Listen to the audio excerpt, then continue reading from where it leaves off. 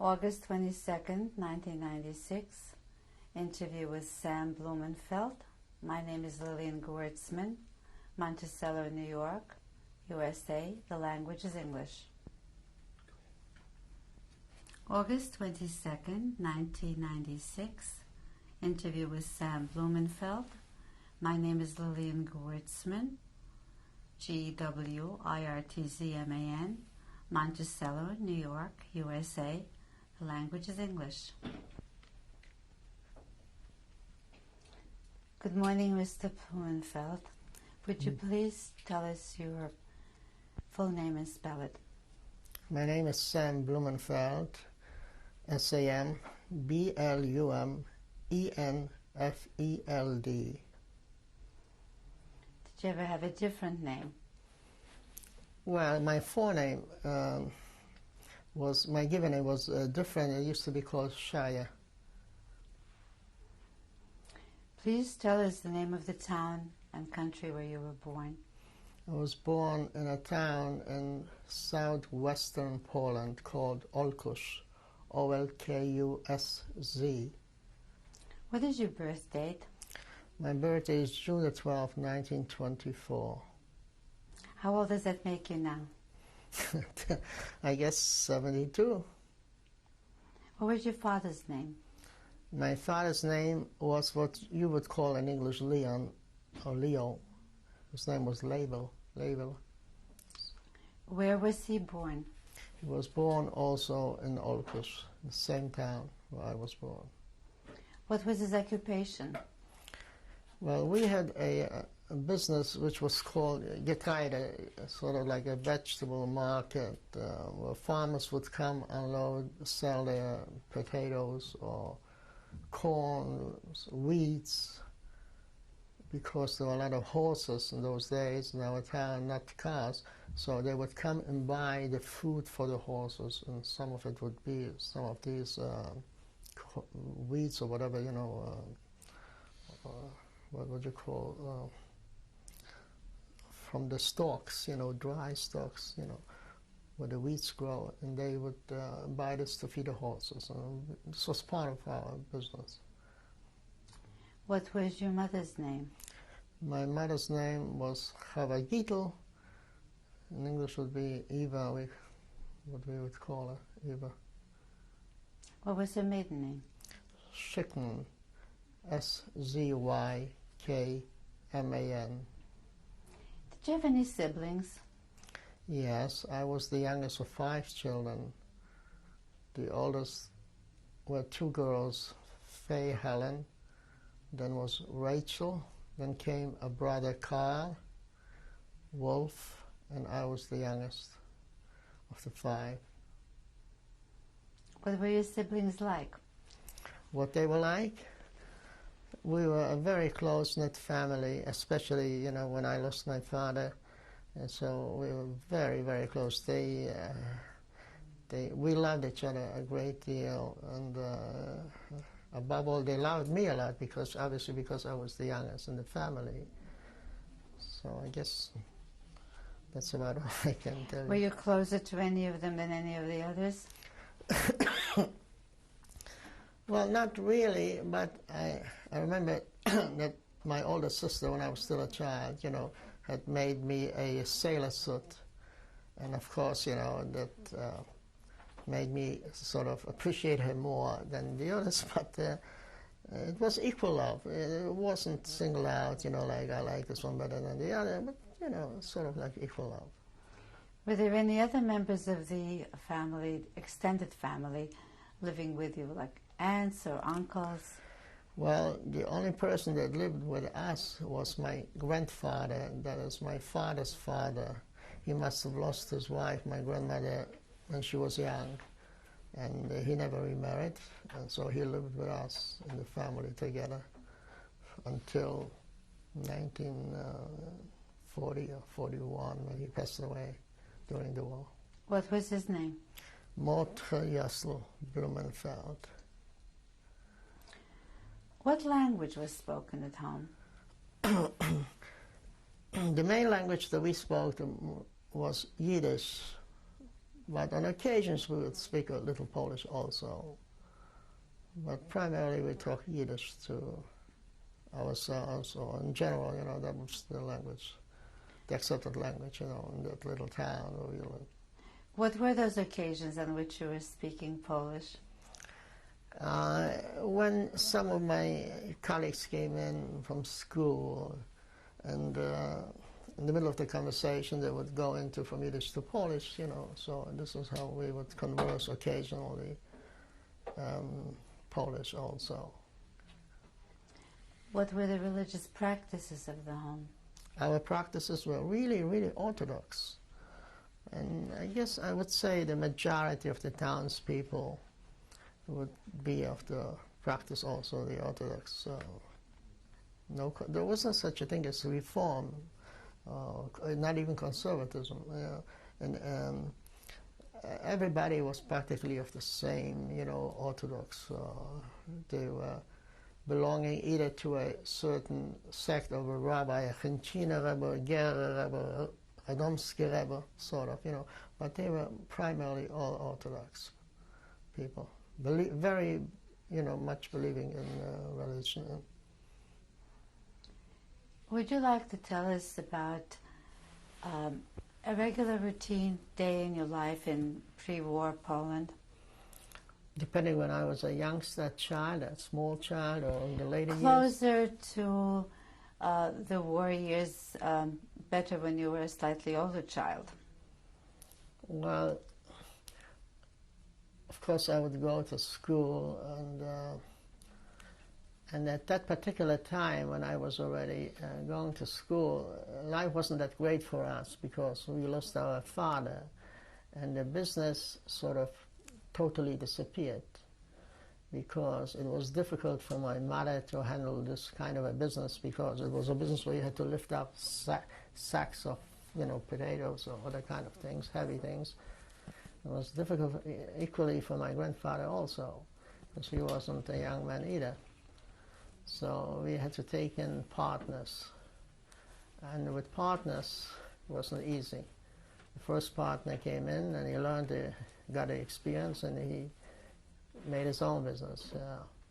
And then came a second one and a third one, and they did the same thing sort of. So we were practically out of business, and the children were still young and not able to earn a living.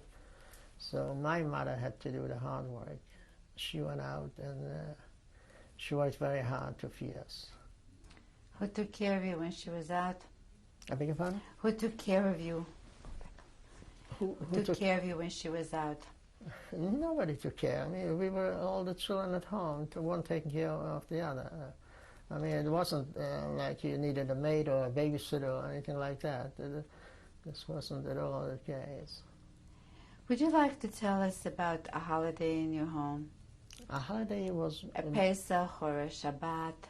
Yes, I would like it very much, to tell you.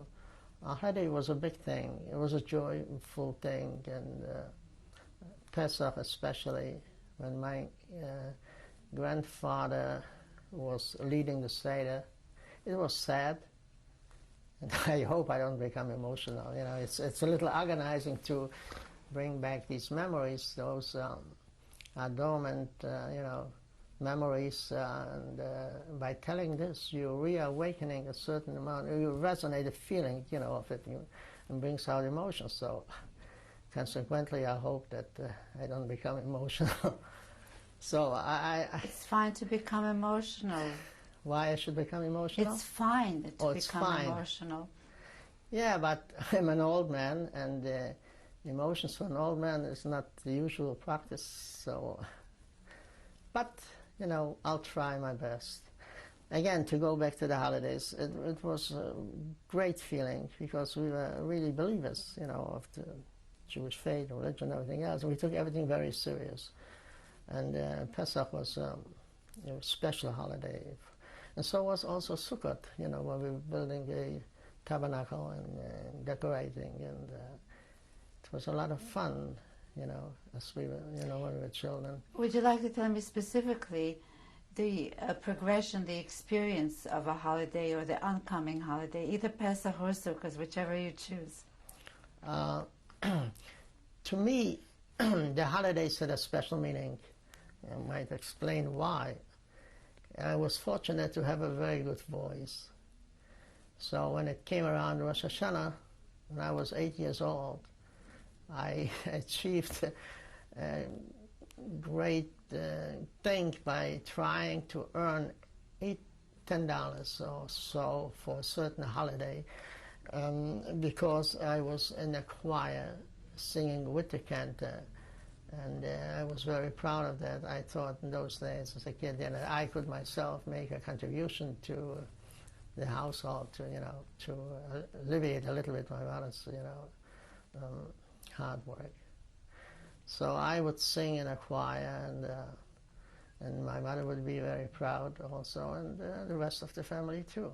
And I was singing for quite a number of years, until I guess when my voice changed, and my soprano voice was no more soprano, and I was out of business, I guess. What about the holiday atmosphere at home? Well, again, it was a joyous atmosphere, great. I mean, nothing that I ever experienced again while I was already living here in this country since 1947. Well, because we never took it as serious as we did it, I should say, in Europe in general. Holidays were really something very special. Could you describe it for us? Sometimes I'm missing it. I was missing all these experiences, and describe. Well, what can I describe? We went to the shul. We went to Beis Medrash, and we would pray. And my mother would try, and the sisters would help and bake and cook whatever she could get together. It was a feast, and that was especially a good time for us children, because on a holiday we ate better food than any other foods we ate throughout the year. So it's not only the significance of eating food, but lots of things. It was a combination of many things that we loved the holidays very much, and I could never experience again, in the later years, the joyous occasion of a holiday. What kind of a town was your town? Was it an agricultural town? Was it a... Well, there wasn't that much industry. However, there were two large factories in that town where primarily most people used to go to work. They would go on their bicycles and ride about 3-4 miles. And in that town, I have a connection here. All right. I'm glad you asked me this question, because that will make a connection that might be very important, interesting, or rather interesting than important, perhaps. One factory was called Weston's Fabrik, and the other one was called Banker and London or something like that, London or something like this. Now, in the other factory, they manufactured pots and pans, for cooking.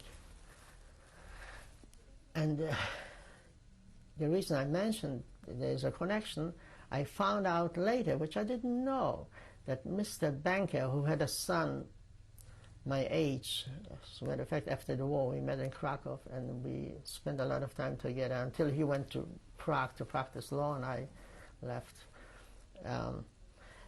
His father survived the war, and the reason he survived the war is because he was actually the organizer, along with Schindler in Krakow at that time. He was the one. He was running the factory. This is how it came about, I believe.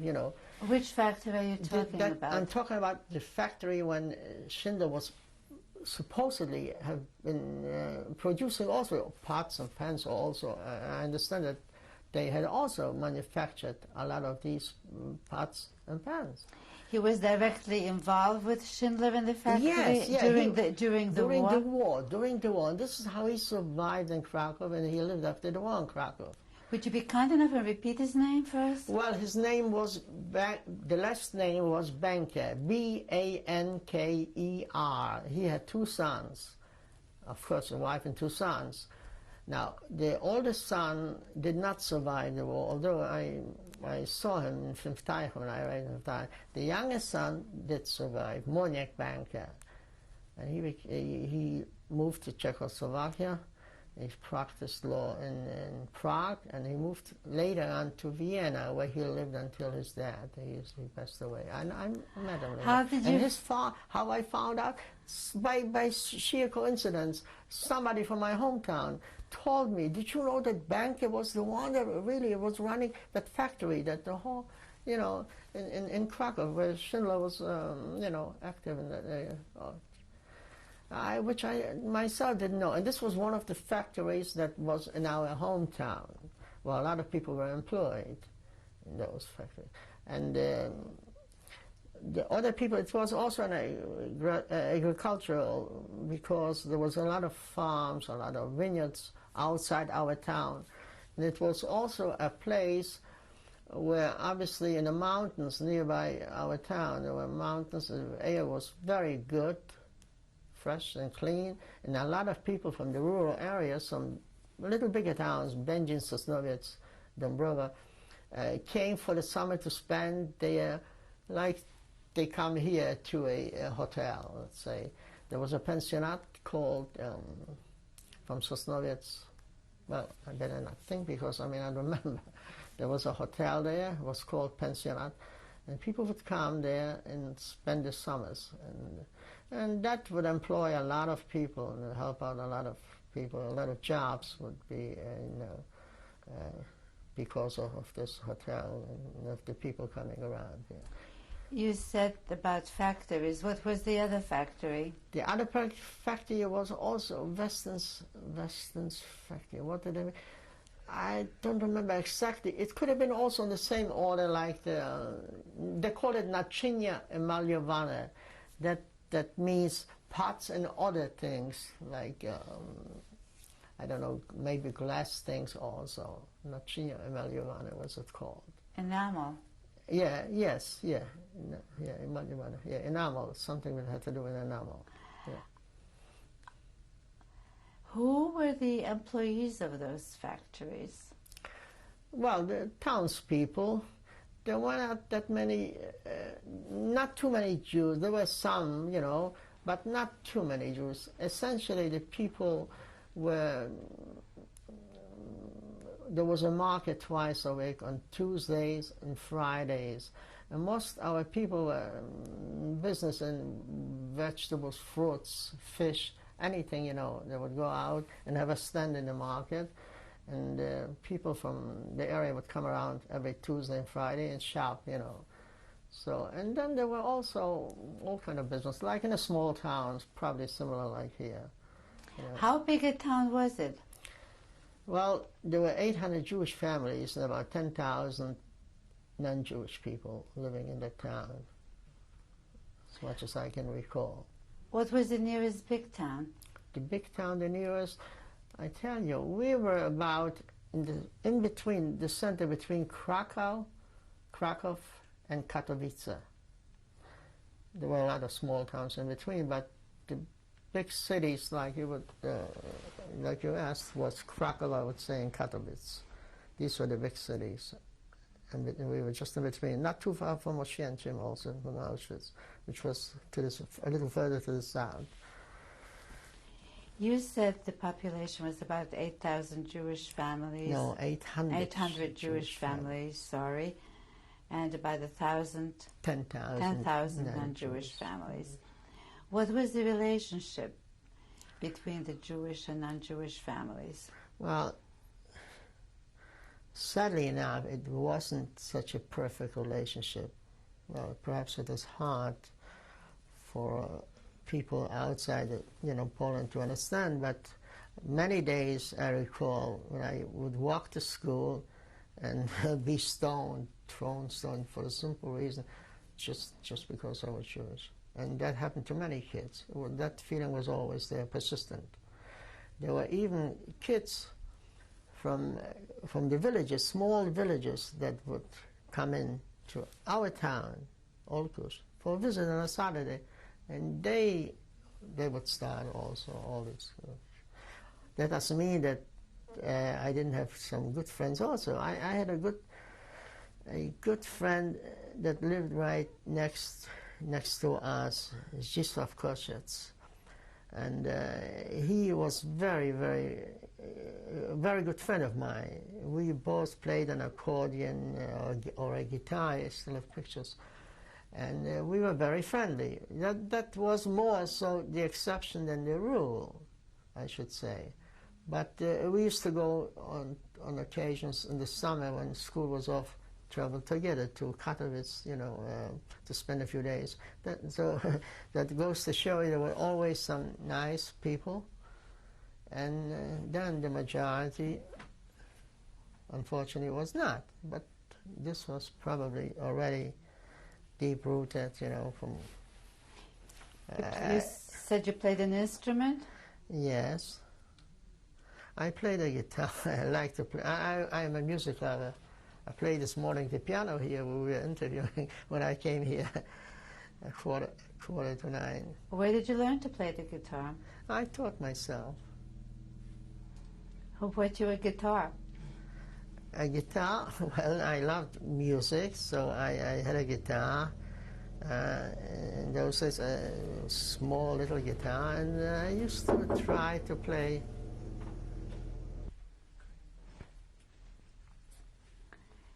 Would you tell us about your school?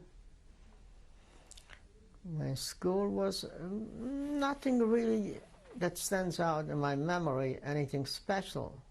I was an average student. I did my homework. And on many occasions, my mother at least thought I was doing a good job. She used to express, you know, in the family that she's proud of me. I don't know. Obviously, I was a pretty good student. What kind of school was it? That was a public school. The public school go there till the 7th grade. After 7th grade comes gymnasium, which is the equivalent of a high school.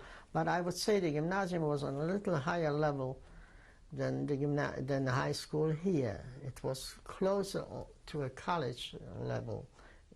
That was important because after 7 years in public school, if somebody made it 7 years, was pretty well educated already, although it was still public school, but 7 years was a pretty good education.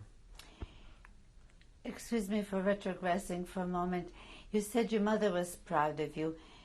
How old were you when you lost your father? I was only 4 years old. He died in 1928. Back to the school. Were your classmates mostly Polish? Classmates? Yes. Yes, yeah, of course. There was a small group of Jewish people. When I went back, but this is for later, I guess, I was given my entire list of my classmates when I was in 1993 back in Olkusz with my sons. How did a Jewish child feel in the Polish school in those days? Well, we felt insecure. I mean, there's no other word that I can describe. We felt insecure because, you know, on many occasions we were abused a lot. Yeah. By schoolmates, by classmates. You know. What about your teachers? The teachers officially, they did not really, I cannot complain about the teachers, but here and there might have been an exception. We really don't know exactly, you know, what they had in their mind, their feelings about Jews, but outwardly they did not show it to us officially in the open. There might have been some incidents that I can't even recall, I can't even remember, but it was mostly the classmates that gave us a lot of problems, like kids, you know. And who were your neighbors? My neighbors were Jews and non-Jews. You see, I have to explain, until I was 11 or 12 years old, we lived in our own house where my grandfather, where we had a business, where I grew up, And then this house was raised down by one of the citizens from town who happens to be a very respectable person, you know, very wealthy man. He somehow got a hold of our house. He paid us a certain amount of money, 500 zlotys, I believe, which was a lot of money in those days. And after he, you know, he bought a house to build a big structure, big building, we had to move, and this is when we moved out into a more or less a Gentile family, and where I found my friend Zdzisław Koszec, the one that I happen to be friendly with. And there we lived already more among Gentile people than Jewish people. It was a different neighborhood already. Did you go to your friend's house frequently? Yes, yes. I recall even one night during the war, they sort of suspected something was going to happen. They invited me. That particular family, they took a liking to me. When they made a Christmas tree or something, they would call me up, show me the tree, how they decorate it. And they always maintained that I don't look Jewish. I don't know why. So I don't know, maybe this was an exception, you know, that they Did they say that to you? Yeah, they told me I didn't look Jewish. Why? I don't know. How did this kind of a statement sit with you? Well, I had mixed feelings. I really didn't know exactly what it meant. Maybe because they were describing, you know, in a lot of magazines, caricatures, the Jew with the long big nose or whatever, and maybe because I didn't have that long big nose, maybe I later tried to find an explanation for why they Was that said in your newspapers about Jews with big noses? No, every once in a while you would see some caricatures, you know, in the paper or on the street or somewhere, something like that. Was there a strong Jewish community there, a strong cultural Jewish community? Was there a Jewish library, organization? Absolutely. There was. There was a Jewish community, a strong Jewish with libraries and so on and so on.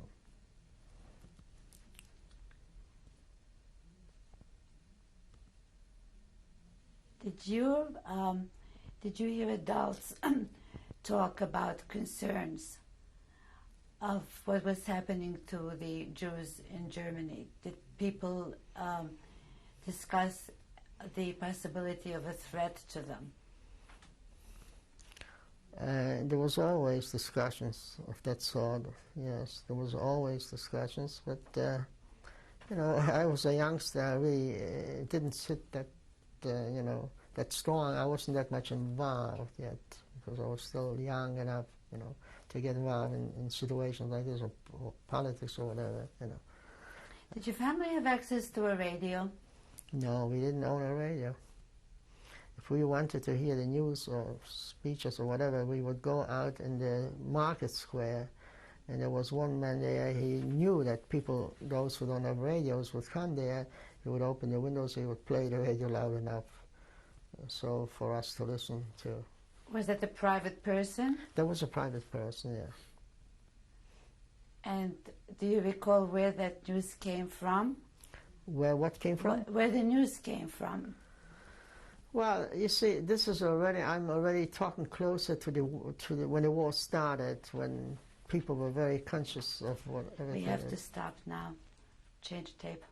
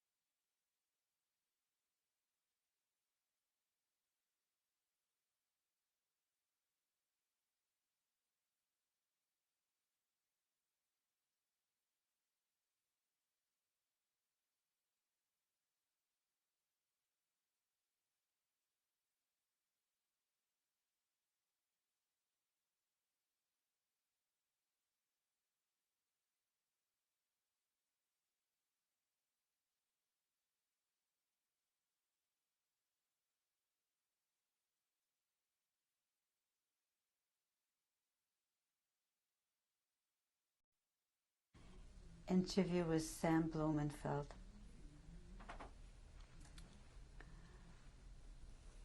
I neglected to ask you a question about your Hebrew education. Did you attend a Hebrew school?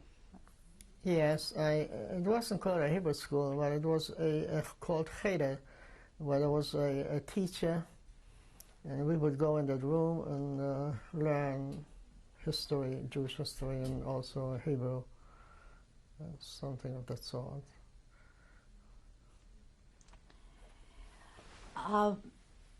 You have described the life in the town that people were accustomed to, and some tension between the two cultures there. When did you start sensing change? I'm afraid I didn't. When did you start sensing change in your daily living atmosphere? Well, when I started, actually, there used to be soccer matches, for instance, on a Sunday, and we would go outside the town to watch these soccer matches. And almost each time when we walked to that soccer field and we tried to watch, we were really chased and stoned and abused.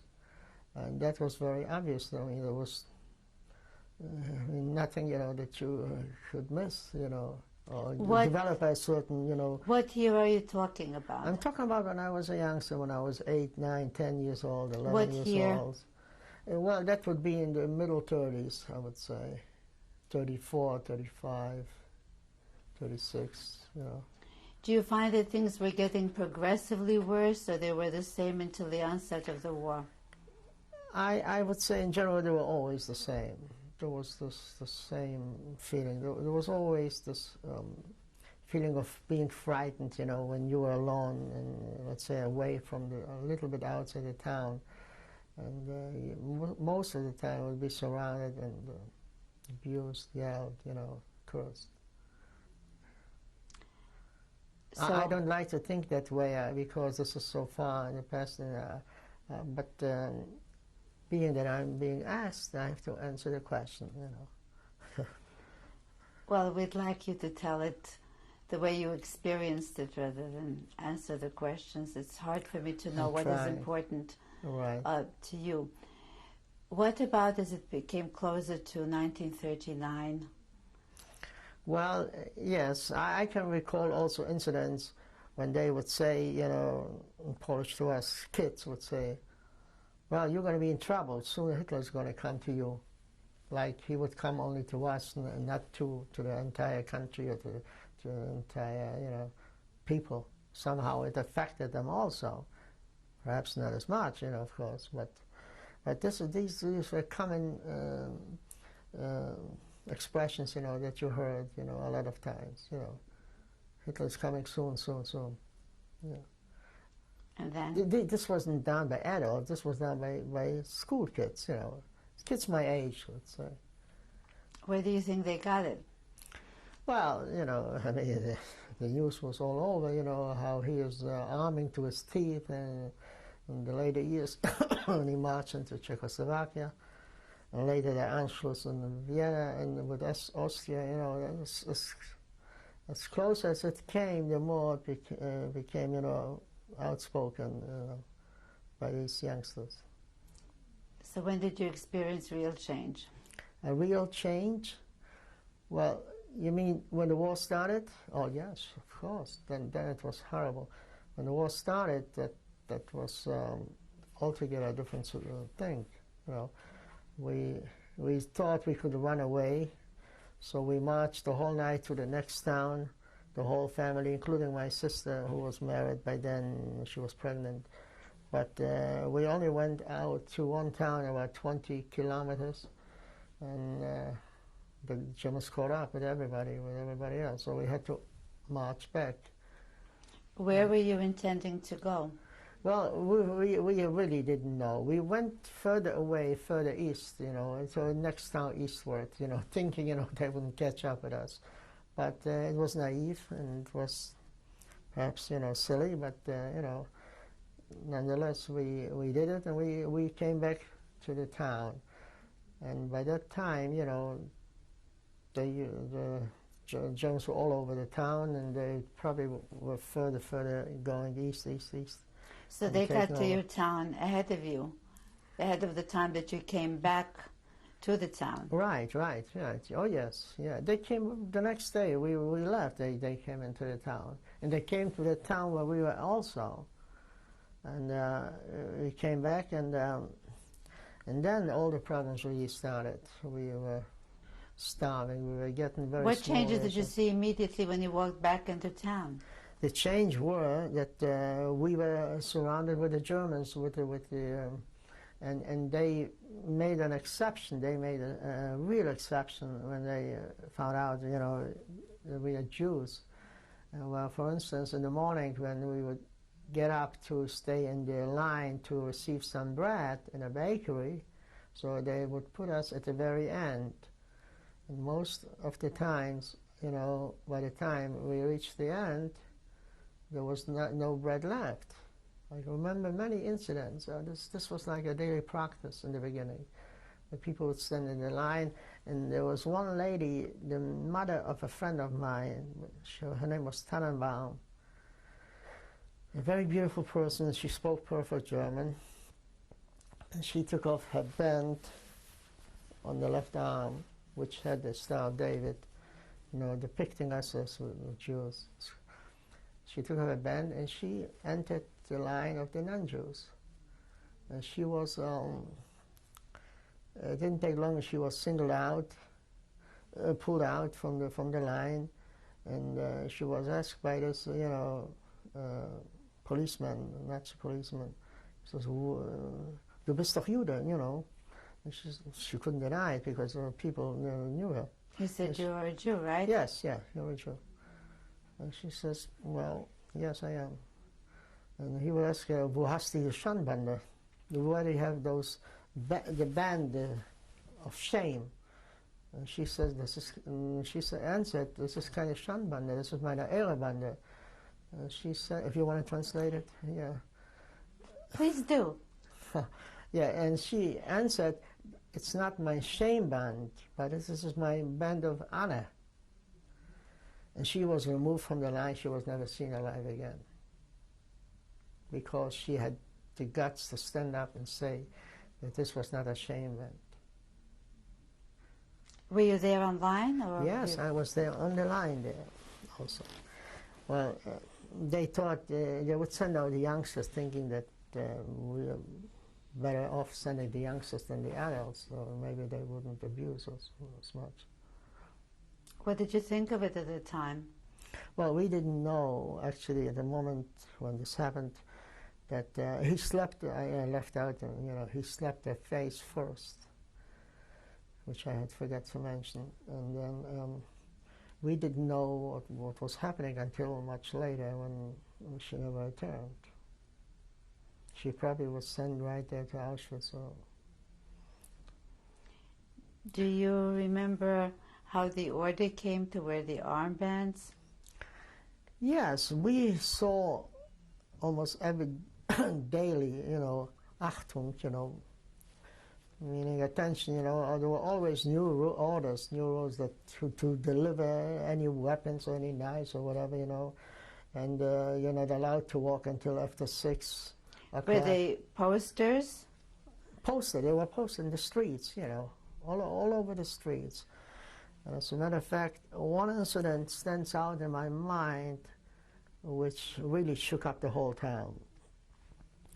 And that was when a band of bandits marched in from a nearby village called Klucha, which was only 7 kilometers away from the town of Olkusz. They marched into the town at nighttime, and they went into a doctor's house a little bit outside the town. And this doctor's name was Łapinski, Dr. Łapinski. We used to go on occasion with my mother for checkup sometimes. And they sort of tried to come in and make a holdup or make some kind, carry out a certain robbery in the house.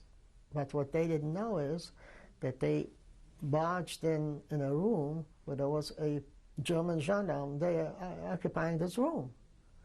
And when the German, it was late at night, sleeping, he was sleeping already, when he saw a gang came in, so he went for his weapon behind his pillow to protect himself. That's when they shot him. They shot him dead right on the spot, and they ran away in the direction where they came from Klucher.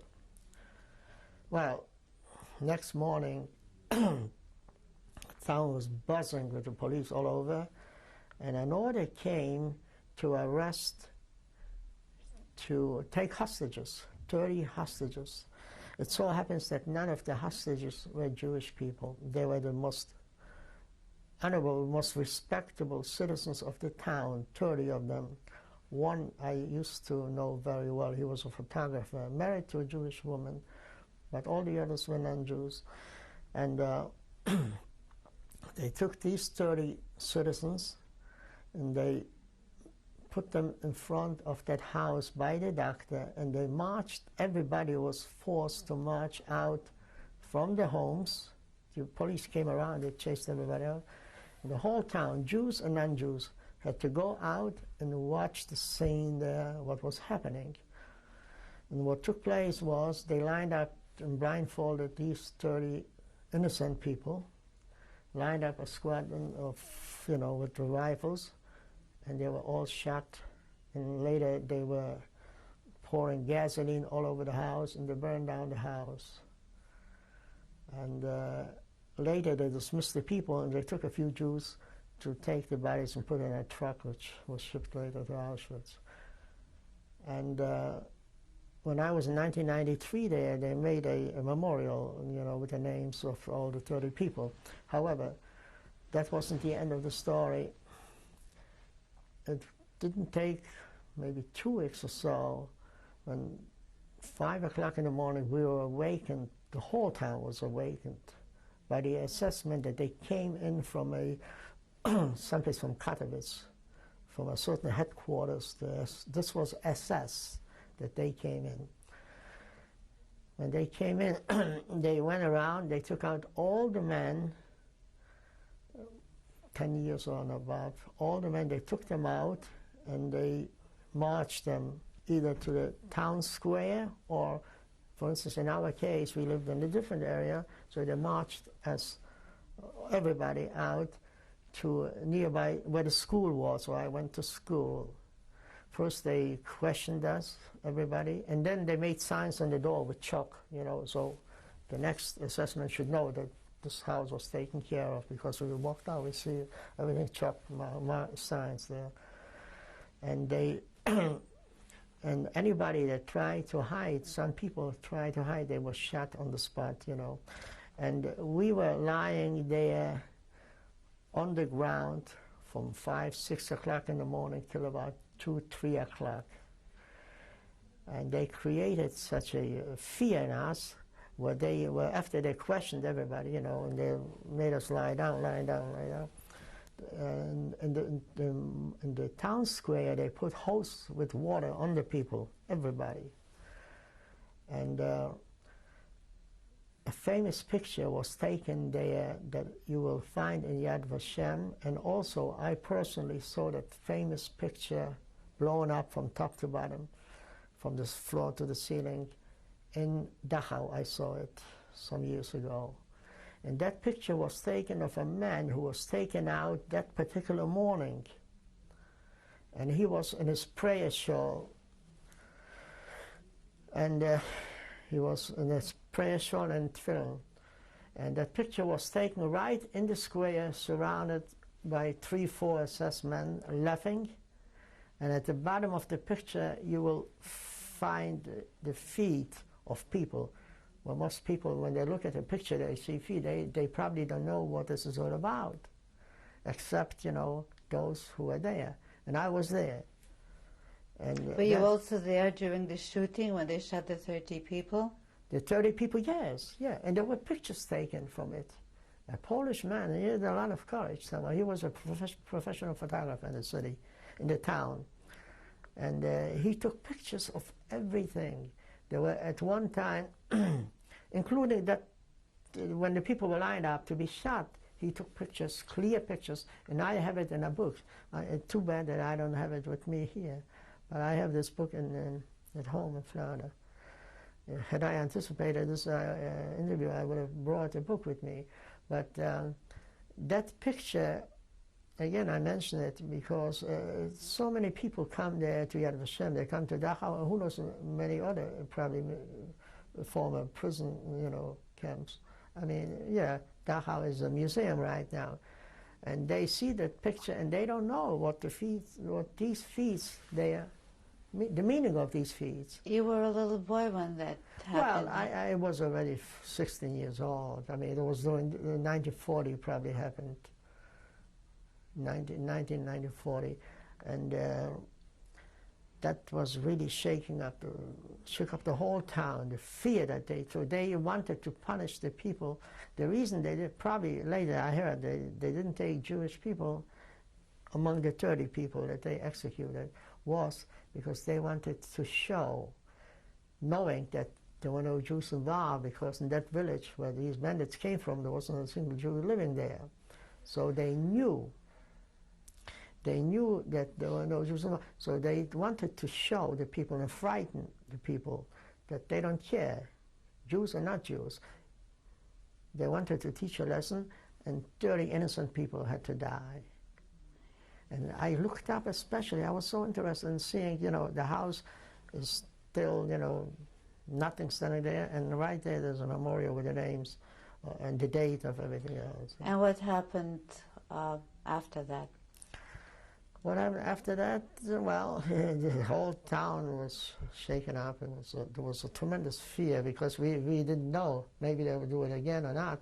We never knew, because they always came in the middle of the night and unexpectedly, and so everybody was frightened. But most of the time, even if you didn't ask me that question, I might tell you this, that during the winter time, most of the people were taken out to shovel snow on the roads. All people or just the Jewish people? Jewish people. This was Jewish people. And as a youngster, I was taken also without food. And we were standing on cold weather, clear cold weather, fresh air, starved because, you develop an appetite when you're in this cold, fresh air, working with a shovel to clear the snow. But the food was so little that, people starved.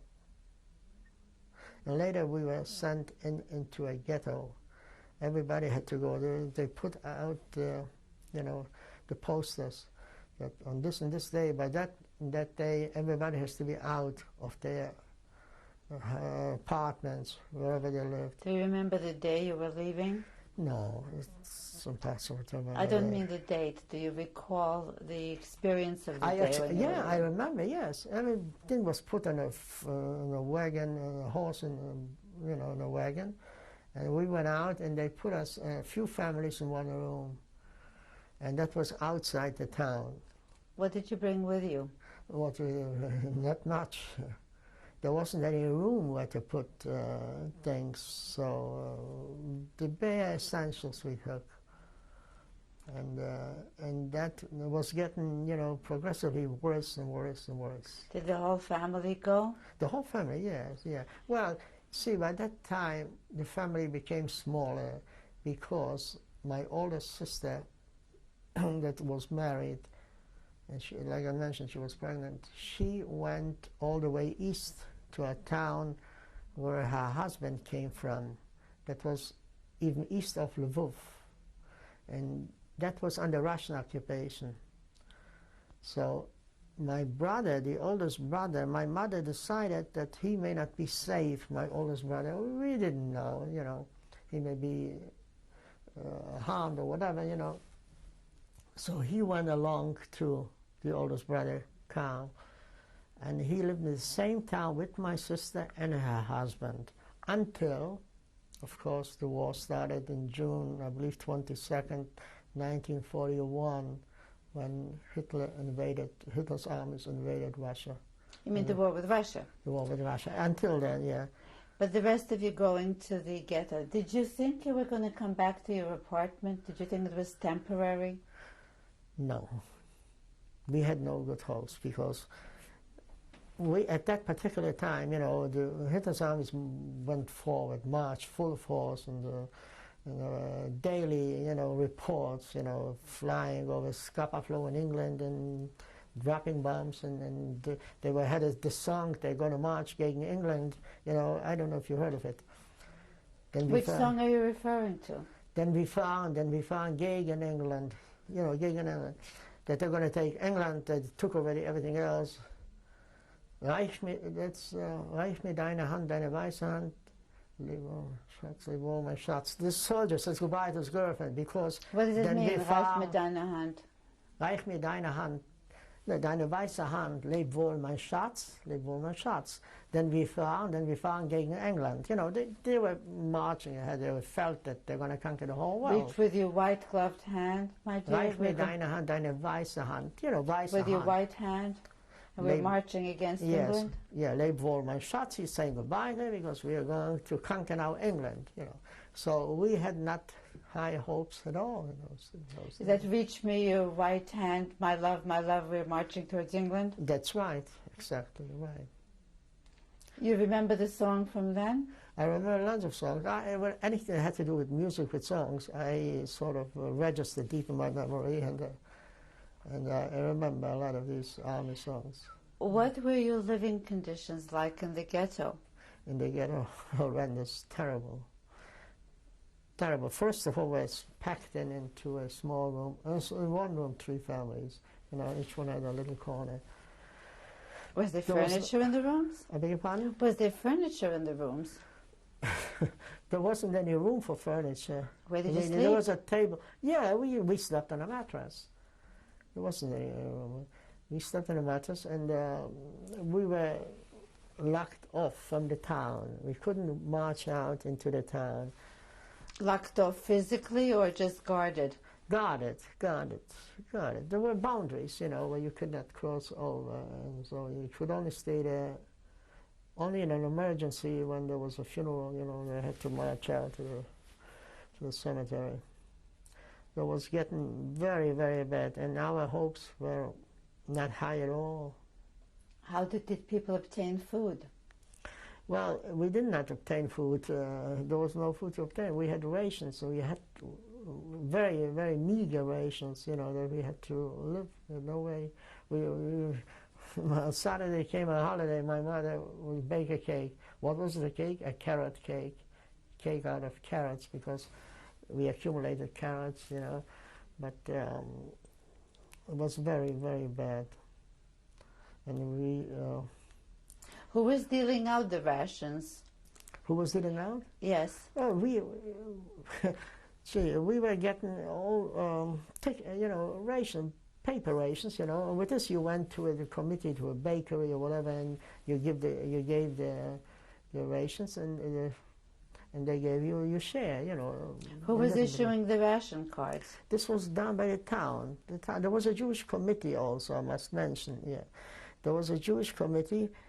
And also, you see, little by little, things come back to me. There was a factory that Mr. Rosner, a German person, Rosner, by the name of Rosner, he decided he was going to have the uniforms made for the African Corps, the white uniforms made. And he wasn't a businessman, like Schindler was a businessman. He was a businessman in this, in a garment industry. So he decided to build a factory in Olkusz. And somehow I managed to get in that factory also as a youngster, because the head from the Gemeinde, from the Jewish committee, you know, was the father of my friend, a good friend, Glickstein, by the name of Glickstein, and he got me in there. So we tried to work there, and when you worked there, you had a certain pass where you were allowed, you know, to go to work, step outside the boundaries of the ghetto and go to the factory. It was already a little bit of a privilege. And then there were other things happening. In Sosnowiec, which is a nearby town from Olkusz, there was a man by the name called Moniek Merin. Have you heard that name before? Merin. Who was he? Okay.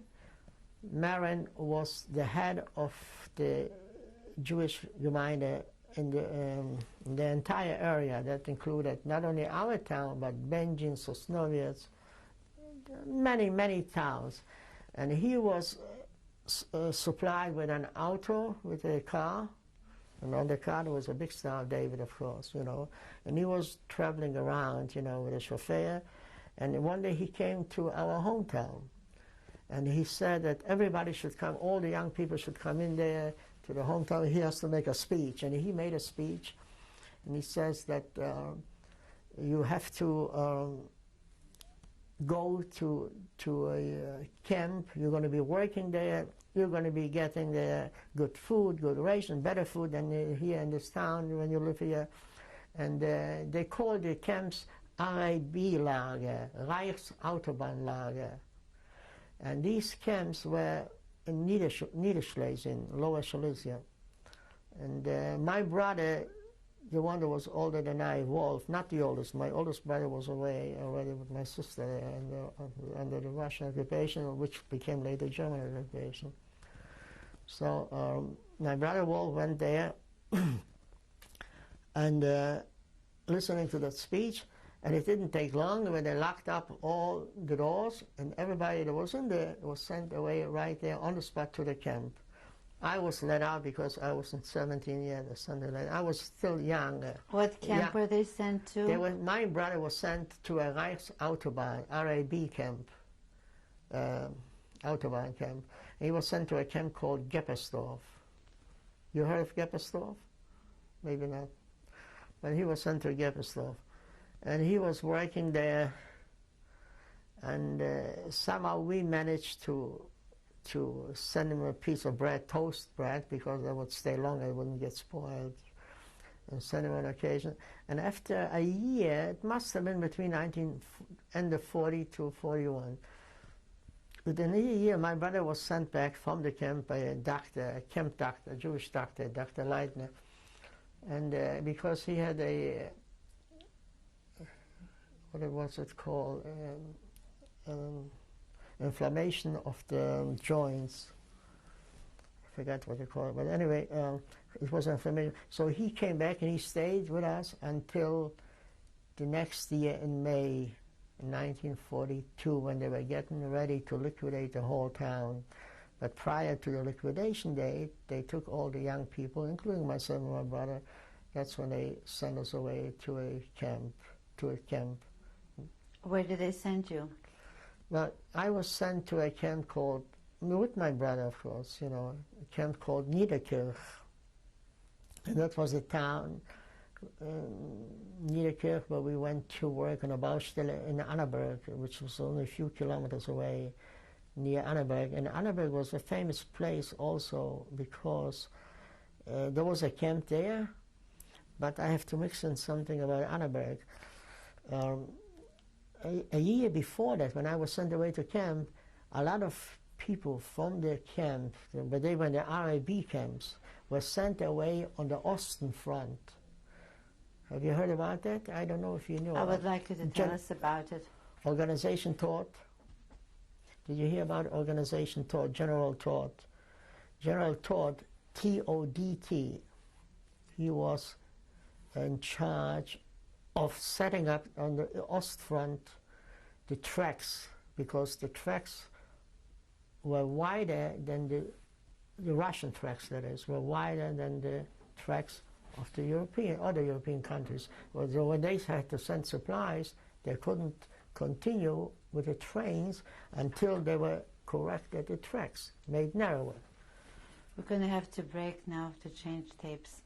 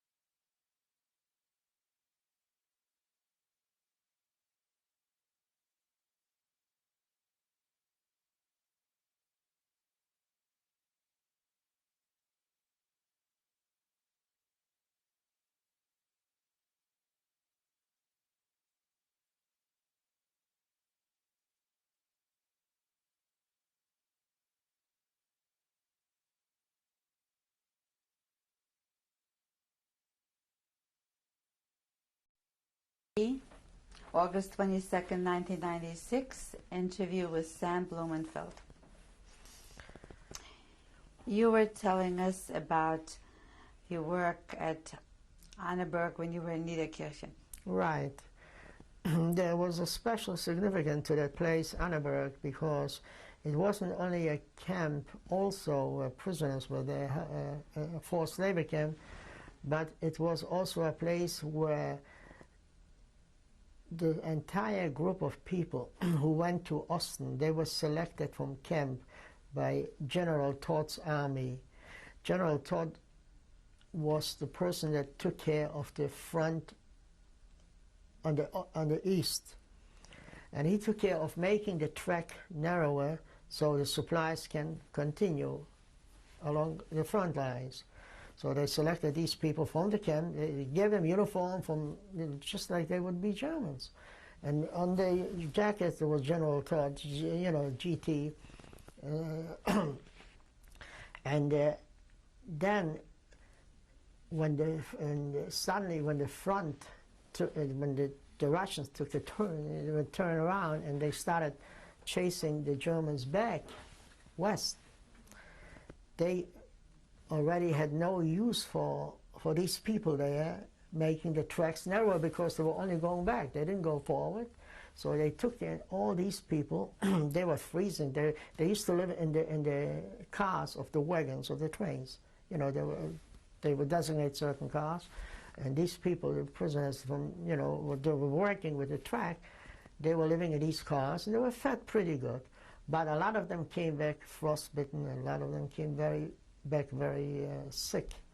Is this from whom you found out what happened there? Yes.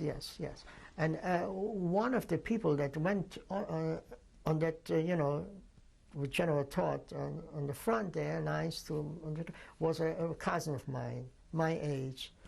His name? His name was Barrett Gärtner. He and his brother. And I was very close with this cousin of mine from my hometown, Barrett Gärtner. And I knew that he was there in Annaberg. And the reason they were sent to Annaberg was to recuperate. In other words, it was like a sanatorium, where they were not doing any work. They were just there to get back to their health. And Dr. Leitner, who was the doctor with them on the front there, also was there taking care of them.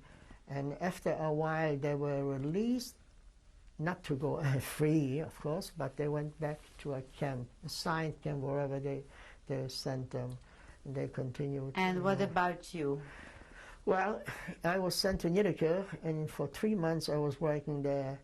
And I remember one incident that took place when I was sent by the Schachmeister.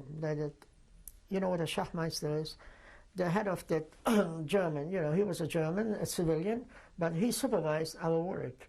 And he was the head of the group that took care of the supervision, He was the overseer? He was the overseer of the work, Of course, we were with guards, but he was, overseer of the type of work. And he sent me once back, maybe a few kilometers, to get a wagon back from somewhere was isolated a few kilometers away.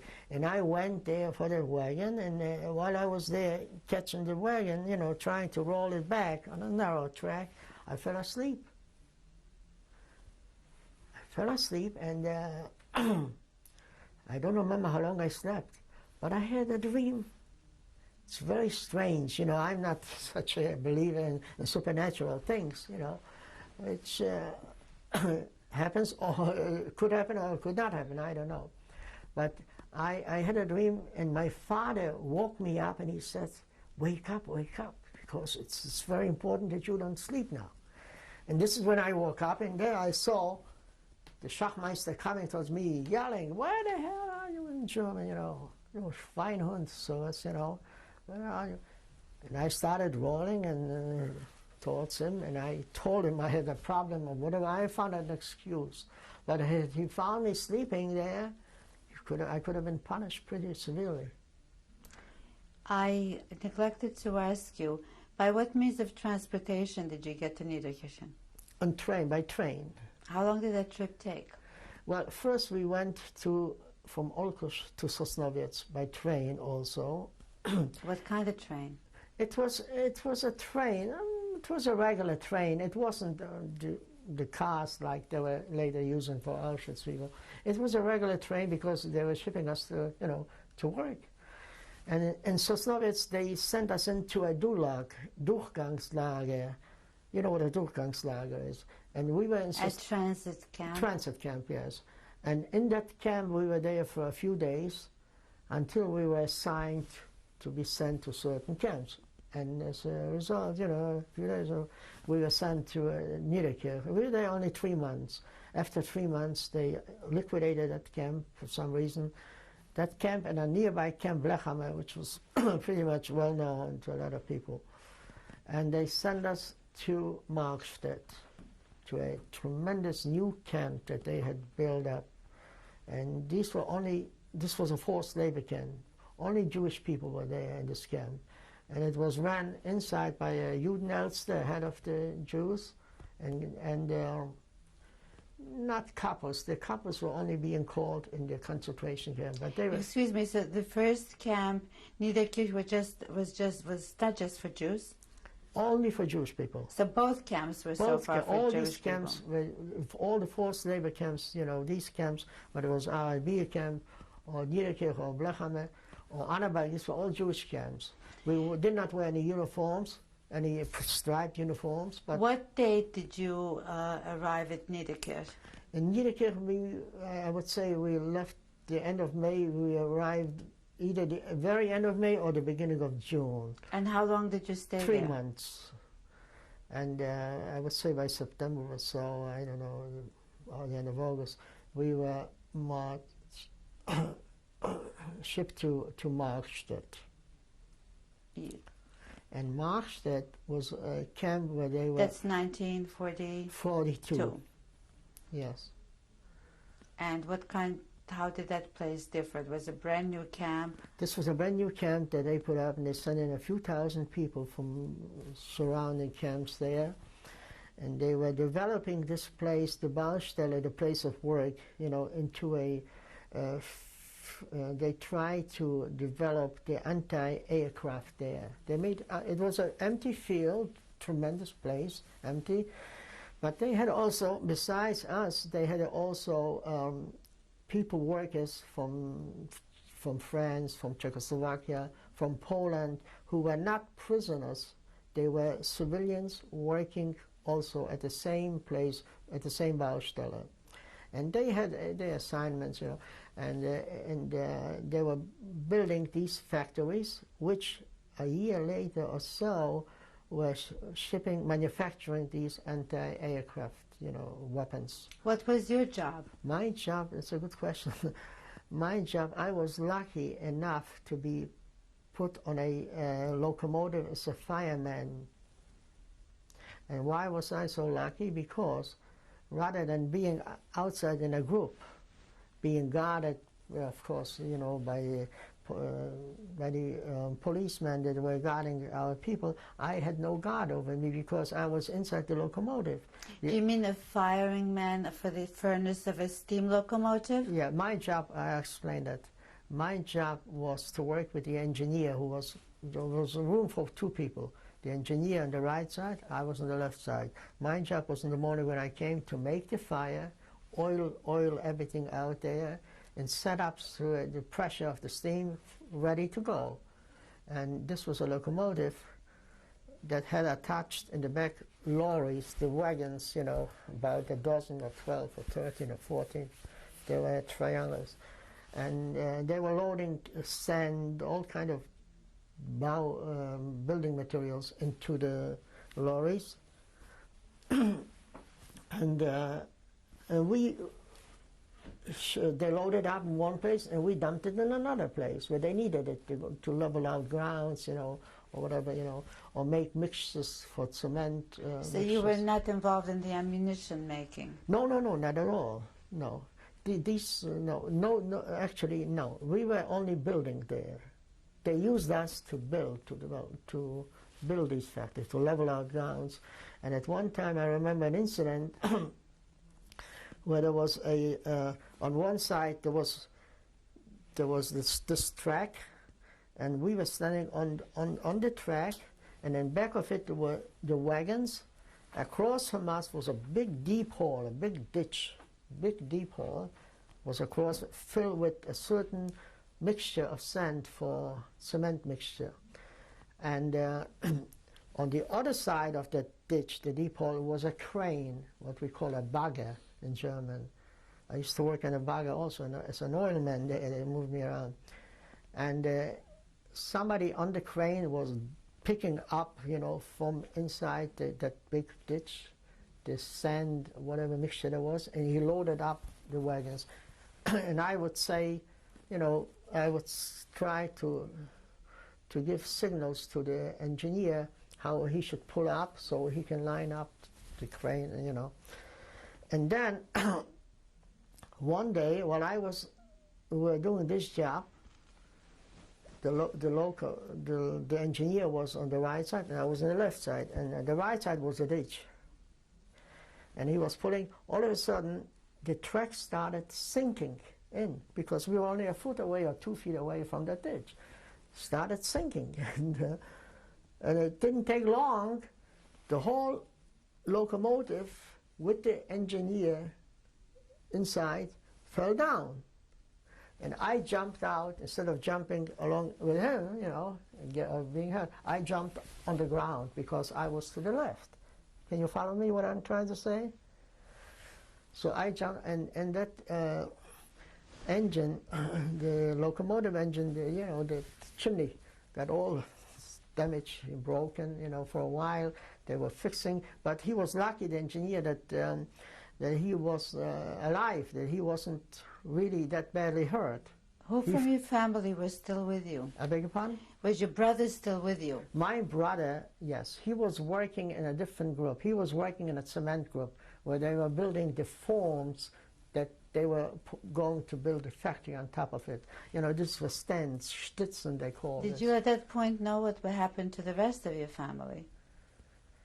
Were you in contact with them? We did not know. We knew later on, sometime, I don't remember exactly when, we found out that on June the 12th, which was my birthday, 1942, they liquidated the town. Everybody was marching. You knew that at the time? Not at the time. Later on I found out, when people were, How were your living quarters there? Where? In the camp? In the camp. We were about 20 people to a room.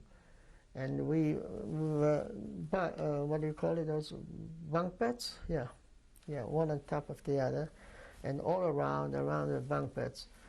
And in the middle of the room there was a oven, and in the winter, we try to light to burn the oven so we get heat out, so we wouldn't freeze. And sometimes, on occasions, if somebody managed to get from a civilian or Czech or whatever, a little potato or something, he would be able to cook something on his own. Who were the civilians who might have given you that? Who were they? Yes. Well, they were workers. They did all kind of work. They were blacksmiths, they were engineers, they were all kind of people. They did all kind of work there. And they had more access to food? They had enough food, of course. They were not inside. They didn't have the rations that we had. We had rations. A piece of only was given out at the end of the day when we marched back from work. Let's say we started out in the morning 6 o'clock, and we worked, and then about 5 o'clock or 6 o'clock we would march back to the camp, right?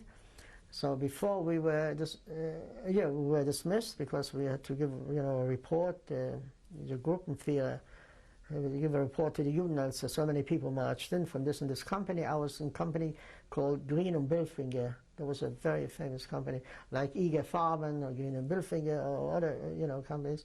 And then after... Did you say that again, Green und Billfinger? Green und Billfinger. They were in construction business. And so after being dismissed, we went straight to the kitchen, and we were receiving a bowl of soup, and a piece of bread. And that was supposed to last us till the next day.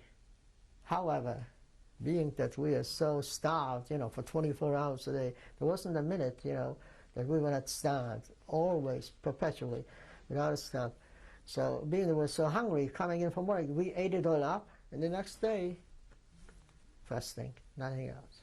And there was one guy from my hometown, Abba Schenke, and he was a smoker. He gave away a piece of his bread for a cigarette. Can you imagine? And he was so desperate, for a cigarette that he didn't even eat his own ration. So these people did. And while we were in the camp, people kept arriving from all different towns, new people. Most of the people were young people, and some were middle-aged people, nice, respectable. You could see the way they were dressed. They took their best garment from nearby towns, from Krzanów, Trzebinia, Przemyślice, or nearby towns. Nearby towns to your hometown? From my hometown, yes. How far, in terms of kilometers, was this from your hometown? Do you have any idea? The working place could have been 200 kilometers, 250, something like that. It was near Breslau, not too far from Breslau. Who were, was there anybody in charge of your barracks? Yes. There was first there was the barrack was a very long barrack, and at the end of the barrack there was a Kopfstube, meaning a head room. The head room was living there the man who was a Gruppenführer, a leader of a group, of a certain group.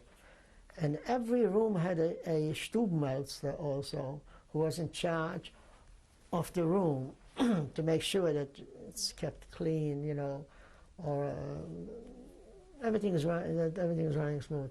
But I was going to say something else, about marching, and so when we received the ration at the end of the day, this was supposed to last till the next day, but nobody could ever control himself and say, well, today I'm going to save a piece of bread till tomorrow. This never happened. So next day it was all empty. And then I started also telling you that people used to come in marching from different towns, new people from, obviously they liquidated the town, and the able people who were productive people, they sent them in to the camps. So this is what I put I want to put a little emphasis on something that to my observation, what I caught, that when the people came in, young people my age, 16, 17, 18, 19, somehow they managed pretty good. But there were also people, middle-aged people who came in. Now, these middle-aged people, obviously they had a family already. They had a wife, they had children, and their pain, their suffering must have been unbearable. It must have been very agonizing to them. How did that manifest itself? Okay, because we saw it. We saw on a daily basis the deterioration of these people, how they deteriorated so quick, so fast. That's why I wanted to bring this out to you, call it to your attention.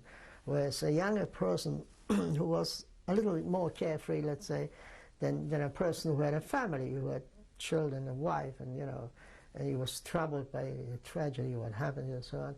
These people went so fast, it didn't take long, and you could see them disappear little by little.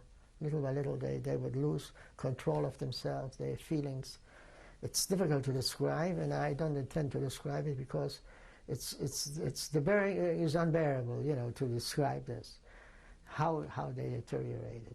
So what happened to them? What do you mean by deteriorated? Well, they became sick and they were selected. Every so often an inspector came in, a doctor, we called him the Lume, so he was limping, so we called him the Lume uncle or something like this.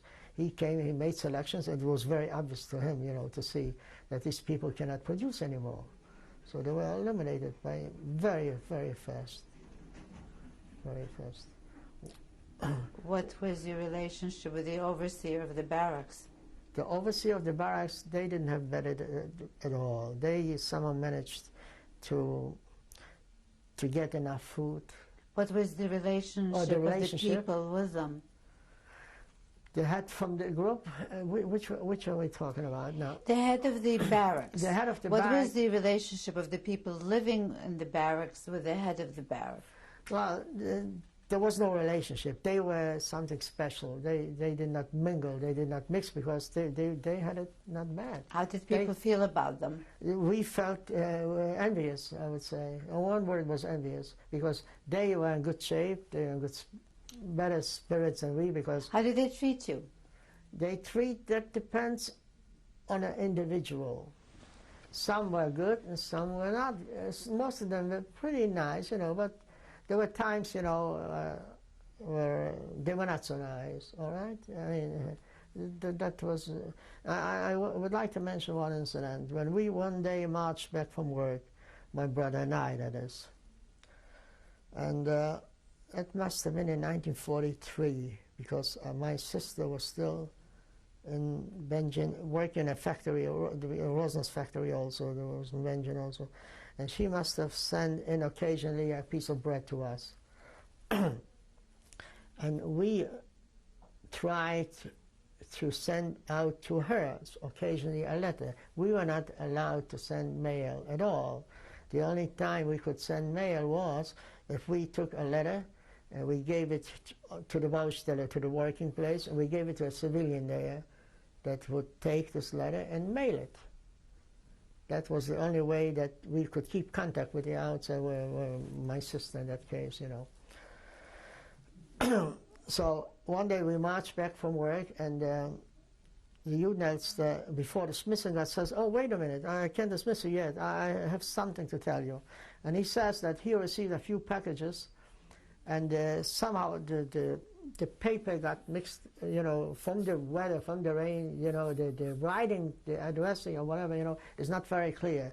But I can only say that there is a name. And he starts calling out Steinberg, and then he starts calling out Blumenfeld, and my brother protecting me always. He was always running in front of me.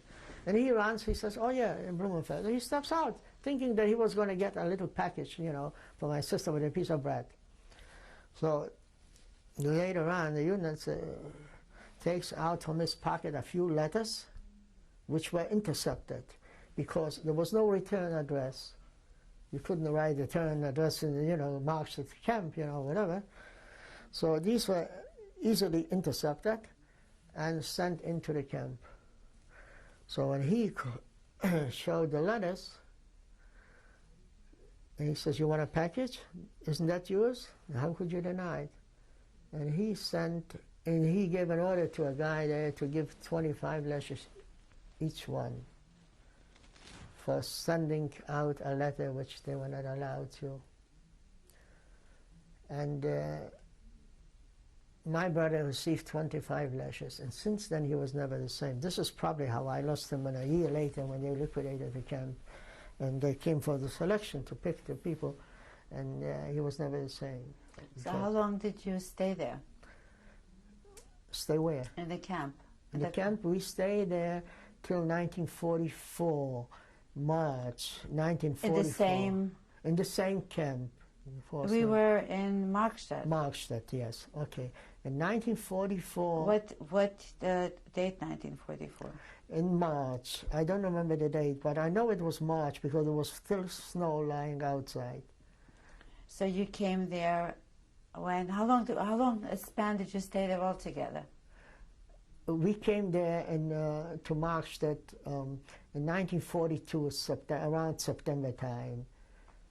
And you stayed there until March? Till March 1944. Now in March 1944, inspection, a whole, Excuse me a moment before we go on from there. Since you stay there a considerable span of time, did people know the calendar? If it was a holiday, did they keep track of time? It was very, very obvious. we were aware of every holiday, and we were aware of what's happening in the world, because when we went out to the Baustelle, we were mingling with people there at the Baustelle, civilians. I had this engineer, it's German, who worked on the locomotive, and he would let me read the newspaper, everything. Were there any kind of religious practices on the holidays? There were some people who were still practicing religion, who would fast on a Yom Kippur, let's say, but There were some people, but I wouldn't say it was the majority of people, very few, because you were fasting every day anyway. You know, and some people would be surprised how many committed suicide. They went into the showers, hanged themselves overnight, during the night, you know, in the morning, because they couldn't take anymore, they couldn't cope anymore with the suffering. So people, it was like a daily event where people committed suicide. Anyone from your barrack? No, not from my barrack, but there were so many barracks there. There were so many people there. So how did you stay there? Your stay there come to an end? Okay, in March of 1944, there was an inspection there coming. They decided to liquidate this camp, this forced labor camp. And they decided to take the people who were able, productive people, send them to that concentration camp called Pfenfteichen, nearby, which was only a few kilometers away. They marched us by foot. And we went to the same Baustelle, the same place of work. But before they sent us to Pfenfteichen, the doctors, we were dressed totally to the raw, not naked. And as we were undressed, we marched in from one barrack to the other, and outside was still snow. And the doctors examined everyone individually. And anyone who looked bad or poor or weak was sent to one direction. Well, don't worry about it. And the other people were sent, I was sent to Pfenfteichen. My brother, unfortunately, you know, he was left behind because as a consequence of the beating, probably, where he was never the same. And when we came to Pfenfteichen, we were already given numbers instead of names, and we had the uniforms. Do you remember your number? No, I don't remember the number. I just couldn't remember the number after so many years. Were those numbers that were sewn onto your outfit? Yes. On the left side, we had a number, and there was a triangle here describing the nationality. You know, in this case, it was a Polish. You know. Was it color coded too? It was a certain color, yes, because the what color was it?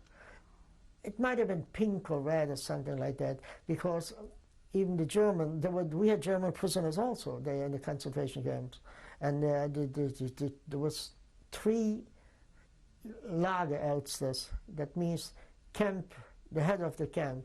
All of them were 3 Germans, and I would believe that they was put to prison because they were gay. I remember that distinctly. You know, you remember their names? No, I remember their faces very clearly. Yes, and there was Lagels, the number 1, number 2, number 3, and they were also wearing a certain triangle with a certain color describing their reason. What type of clothing did you wear generally? Was it issued clothing or? When we came there, everybody was issued a striped uniform, a jacket and pants, and a little cap, a round cap, with striped also. And naturally, the name did not exist anymore. All we were in numbers. And in the beginning, 1994, it was hell, like the worst ever. We're going to have to break now.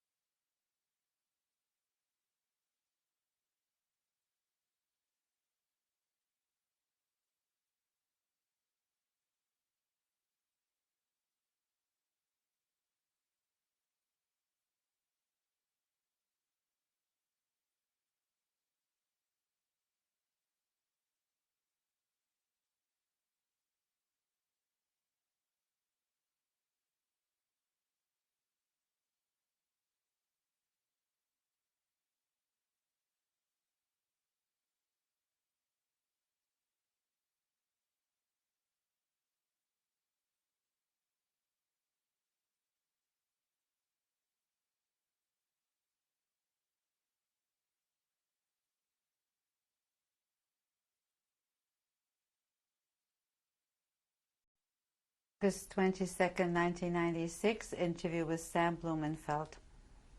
We were in Pfenfteichen, Well, Pfingsteichen was the beginning of a lot of problems, which was much more than before. And the reason was because while before, when I was in a forced labor camp, the inside administration of that camp was run inside, I'm talking about inside again, was run by a Judenelster and group leaders. Whereas when we came to Pfingsteichen, that was a different administration. Pfingsteichen was affiliated with Auschwitz because Rosen. And it was run by SS men rather than Schutzpolizei, the regular police, which was run before. So in the beginning, when we came there, obviously they had a certain amount of people that they had to deliver every Wednesday, where a truck came to pick up the bodies of people. So I don't know whether they had a quota or not. This will never be known. But every Wednesday they came with a truck and they picked up people. And as a result of this, obviously the couples had to deliver a certain amount of bodies of people, and they were running around wild, beating right and left, so that a lot of people couldn't bear, so they would try to run away from work. One day we marched back from the day's work, from the Baustelle,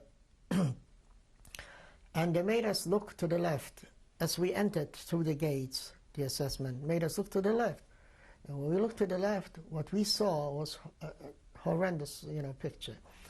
What we saw was torn up bodies by the dogs. These dogs were chasing around the escapees, and obviously they caught up with them, and they were all. And we had everyone. If somebody didn't look, he would run in the assessment, give him with a rifle, a smack in wherever he could. And we had to look at this, and a lot of people were throwing themselves at the electric. They chose death rather than to suffering, in terrible things. They were throwing themselves where? They threw themselves on the top of the electric wires of the camp. Was that the fence of the camp, electrified fence? Yes, yeah. Over there, that wasn't in the forced labor camp, but this is the difference between the concentration camp, which was Pfingsteichen already, and there were things happening, terrible things happening on a daily basis. It was unbearable. Which camp are we talking about now? Pfingsteichen. And the fence was around Pfingsteichen? Pfingsteichen I'm talking about, because where did the trucks come from to pick up those bodies? Oh, the trucks came, who knows where. These trucks were probably driving around all the camps. This was part of the SS, that came every Wednesday, and they wanted, people, bodies rather, and people were beaten, something horrendous, something horrible. Atrocities were tremendous there, and the couples were rough too. So. Were the couples doing the beating? Everybody was doing the beating. The couples, the guard, the assessment, everybody was very, very bad, very bad. Was the killing mainly by beating? By beating, yes, yeah, by beating. Yes. Any other way that they were creating those bodies? Mostly was beating. People were very weak. You have to realize one thing, that when a person is starved, not rested, abused all the time, 24 hours a day, it didn't take too much to beat him to death. And a friend of mine from my hometown, his name was Gewirtzman. He was beaten. He was put in the hospital, so to speak. What they had. He didn't last long. And however, I must say that was in the beginning, 1944, from March 1944 until almost the end of 1944. Suddenly there was a turnaround about. Not only didn't they beat us, but if somebody died, we had found out later, they wanted a report why the person died. That was already, yes, that was already towards the end of the year 1945. Now, we assume that this was as a result of the setback the Nazi armies suffered, when they were chased back. By that time, they were already chased out of Russia, Poland. They were approaching the German border. You were saying to me people were taken to the hospital. What did the hospital consist of? Well, we call it a revier. There was a What does a revier mean? Revier means, like a hospital, you would call it, like a military hospital or something like that. And there were very few doctors there. And essentially what it meant is that the man didn't go out to work. He was unable to go to work because he didn't get much help there. There wasn't much help there for somebody that went to a hospital there. That means that he was no more productive. He was eliminated because he was unable to produce. What was the function of the hospital? The function of the hospital was to keep him there, In the beginning it was rough. Maybe later, maybe they tried to. Was there a doctor? I think they have a sanitator, which was a nurse, a head nurse or somebody like that. Was she one of the inmates? No, there was a man sanitator. Was he one of the inmates? He was one of the inmates, yeah. There was one outside on the Baustelle. He walked around with a Red Cross bag in case somebody hurt himself to put a Band-Aid or something, And inside the hospital, I don't know exactly how it looked like because I was never inside there. And I'm happy that I wasn't there. I was lucky that I wasn't there. But as it came towards the end, I remember when it came Christmas time, 1945, for the first time, they gave us spaghetti, not actually a thin spaghetti, a wider, some kind of noodles or whatever, and milk. And to us, it was a big deal. That was Christmas 1945. So by that time, the front approached, came closer and closer. Came January the 25th, 1945. How long did you stay in Fünfteichen? Yeah, till January 1925. I was just getting to this. 1945. Came January 25, 1945. They told us that take your blankets. We have to abandon the camp. We're going to march. So from January 25, when we left Fünfteichen, we marched for 1 week into Gross-Rosen. Every day we would march about between 30 and 40 kilometers in this cold weather with a blanket. And for the night, we would stop off on a farm, usually where they would manage to get us some food, some potatoes, mostly usually it would be potatoes. But one incident took place during that march that stays in my memory that I can never forget, and I seldom can control. This is what I worry about now, hopefully can manage. That I saw an incident that left a deep mark in my memory. Now what happened? We marched it into a farm, and we stayed in a barn where they kept the food for the cows, whatever in there, for the night. We were putting on the blankets on us, and we tried to stick together, one next to the other, so we can keep the warmth from the body, should keep us a little warmer, because it was very cold during the night. In the morning, before we left the barn, we found in the stalks, some weeds, corns and weeds, so we managed to fill a little bit in the pockets, so we have something to eat.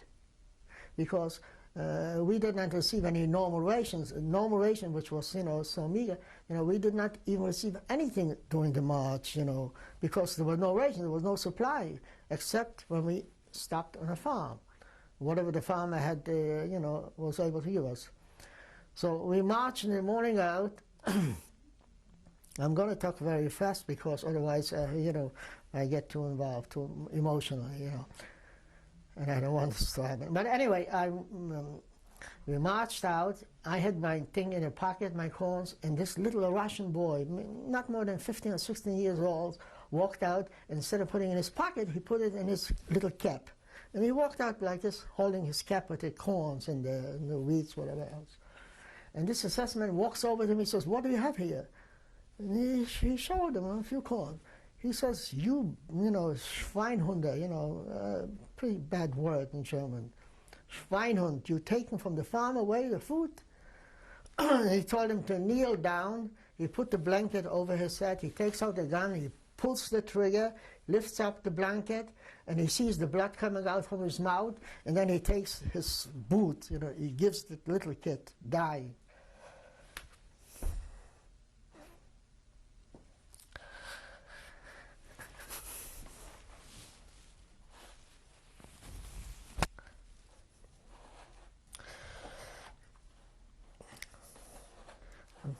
Sorry. And he kicked him, and this is how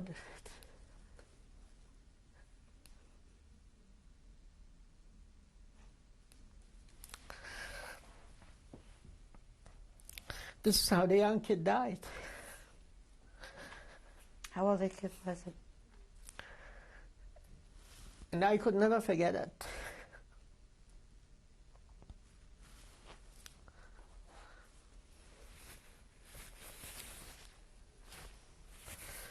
Well, one day in New York, excuse me, one day in New York, I received from the German consul a telephone call if I would want to come to testify again against an assessment. I said, of course I would want to. They say, why don't you take a taxi, we'll pay you.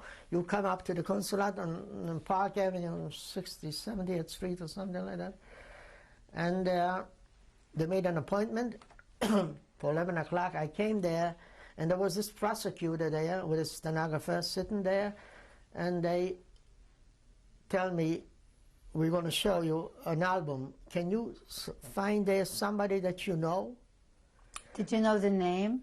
No, I knew the face. I would still see the face now, too, after 50 years. And I looked through the album, and sure enough, I spotted this assessment there, the one that killed this kid. And I say, that's him. They had a record of me that I wasn't there. I was there, and you know. What was specific about his face that you remembered? About his face, because I knew him from before. He was, but when I saw him kill that child, you know, I said, you know, I'll never forget his face. I said, in case I ever live through the war, and I ever, you know, come in contact with this man, I would scrape his eyes out. You know, I would have to do something. So what was specific about his face that you he was a Romanian Volksdeutsch. You know, he spoke with a heavy accent German. He wasn't even a true German. He spoke with heavy German, and he had such a dark eyes set back, you know, that I could never forget. So I spotted him immediately on the album, and I say, that's him. And they say, now that you found him, tell us the story. And I told them the story. Exactly. And I said, well, is that a picture only that you have, or you have him in prison? They said, we have him in prison. What is his name? I never asked the name. And all I wanted to know is if this man will ever be punished. That was my part, you know, my interest, you know, to know whether this man will ever get, you know, or will he get away with such atrocity of the worst kind, a human atrocity. Yeah. So they told me that they have him in prison, and I saw a picture of another couple there also, who was also arrested for some reason, this couple in prison. By the way, one of the couples that was in Versteigen, I went 2 years ago to a place where I live in Delray Beach, to the Publix. This is a chain store like AP, what is it, AMP? Yeah, 100% AMP store. And I speak to a man of mine, an American person, you know, and I talk to him, a neighbor of mine, and suddenly I freeze. That was only 2 years ago. And the man says, gee, what are you turning white? What's happening to you? I said, wait a minute. I see somebody from the back that I think I know. I walk over to this man. I tap him on the shoulder. He was facing the meat, part section there with his wife. And I say, aren't you Rosen, the Gele Rosen? We used to call him the yellow Rosen. He says, well, he says, he looks at me like this, you know, suspiciously, and he says to me, well, I'm his brother. I say, the Gewirtzman never had a brother,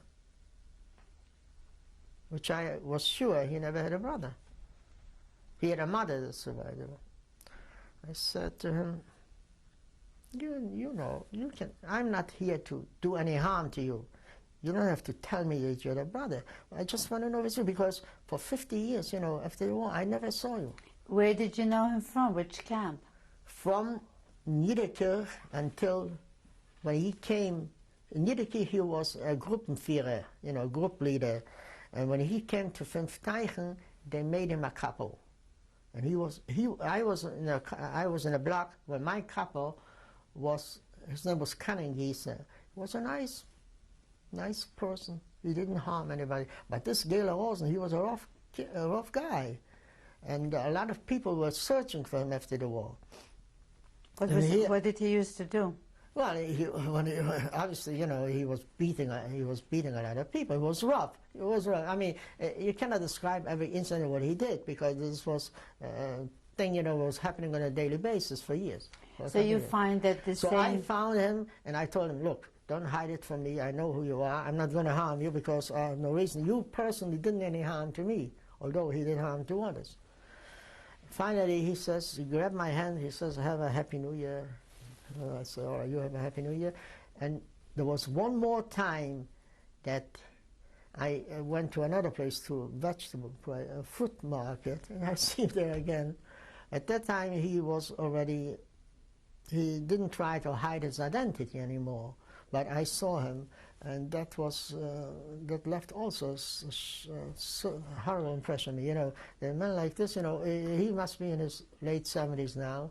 What were your feelings when you wished him a Happy New Year? Huh? What were your feelings when you wished him a Happy New Year? Well, I had mixed feeling. You know, in a way, I said to myself, my God, that man suffered plenty, because he did not live in any place outside isolation. You know, he was isolated, and oddly enough, he lives in a development where my brother lives, and a lot of people that I know, and they tell me, to all these people, that if they ever see him, he doesn't come to the pool, he doesn't come to the clubhouse, he doesn't mingle with anybody else. For the summer, he goes away to Carolina, somewhere where none of our people are there, and he lives an isolated life, probably because he's hiding his identity. But being that we were talking about Fünfteichen and about couples, so I figured I'll mention that incident. And he still probably lives there in fear. And from Fünfteichen, we went to Gewirtzman, right? Actually, we were in Gewirtzman. We came to Gewirtzman. Gewirtzman was a death camp, just like Auschwitz. We saw the crematorium working day and night, and bodies piled up right outside the crematorium every morning, one on top of the other. Again, we didn't have even a place where to live. We were sitting also inside a camp, in a place, one next. We didn't have a bunk bed even in Gewirtzman, but fortunately enough, you know, we didn't stay that long there, because it was terrible there, the conditions. I never saw a crematorium before, because I was in the forced labor camps, so, you know, where they didn't have these. So being that it wasn't that far away from Fünfteichen, the Russians kept marching into Germany, deeper into Germany, westward. So they caught up with they came close to Gewirtzman. Excuse me, when you first saw the crematorium, did you see it closed up? Did you know exactly what was going on there? Yes, yeah, we smelled it. There was a horrible smell there. Every morning they were piling up more and more bodies there.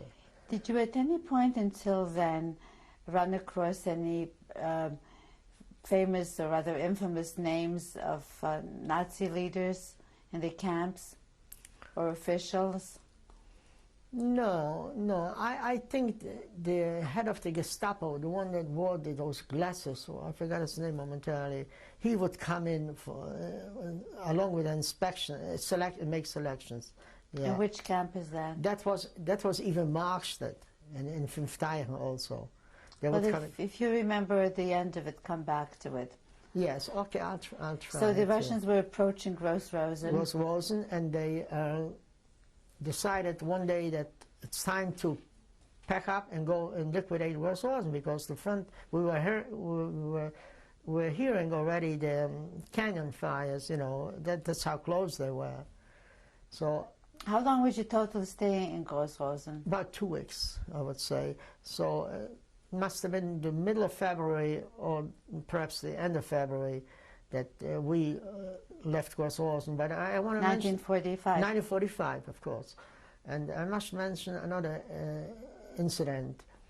While we were marching out to get ready to be loaded up and be shipped out away from Gross-Rosen, there were 5 fellows who used to work in the kitchen.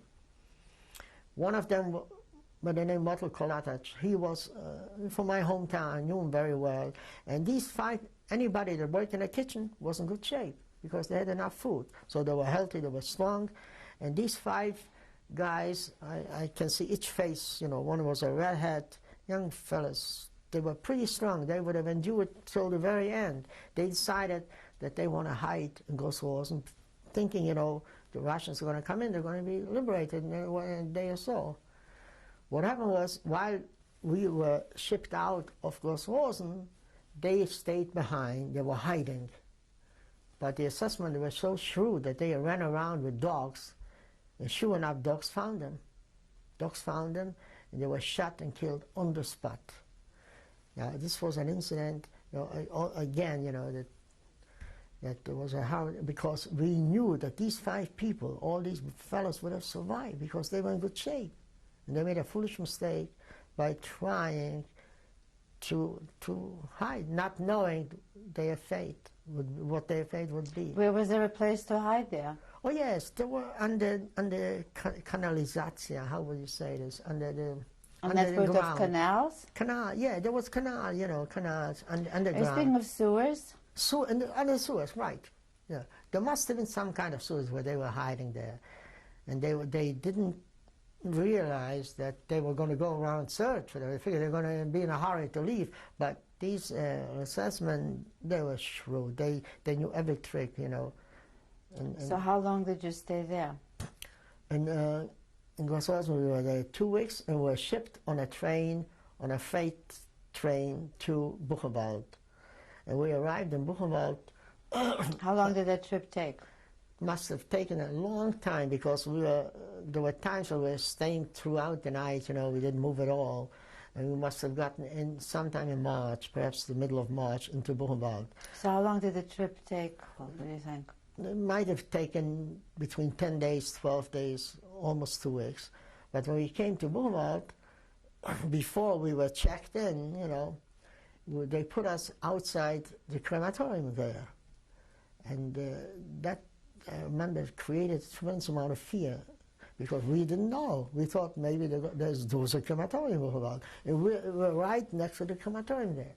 Now, what they were going to do is they made an Entlausung, sort of like a cleanup, you know, where we had to leave. We didn't know that, but they eventually sent us in there to take showers. And when we went in there, we didn't go out the same door that we came in there.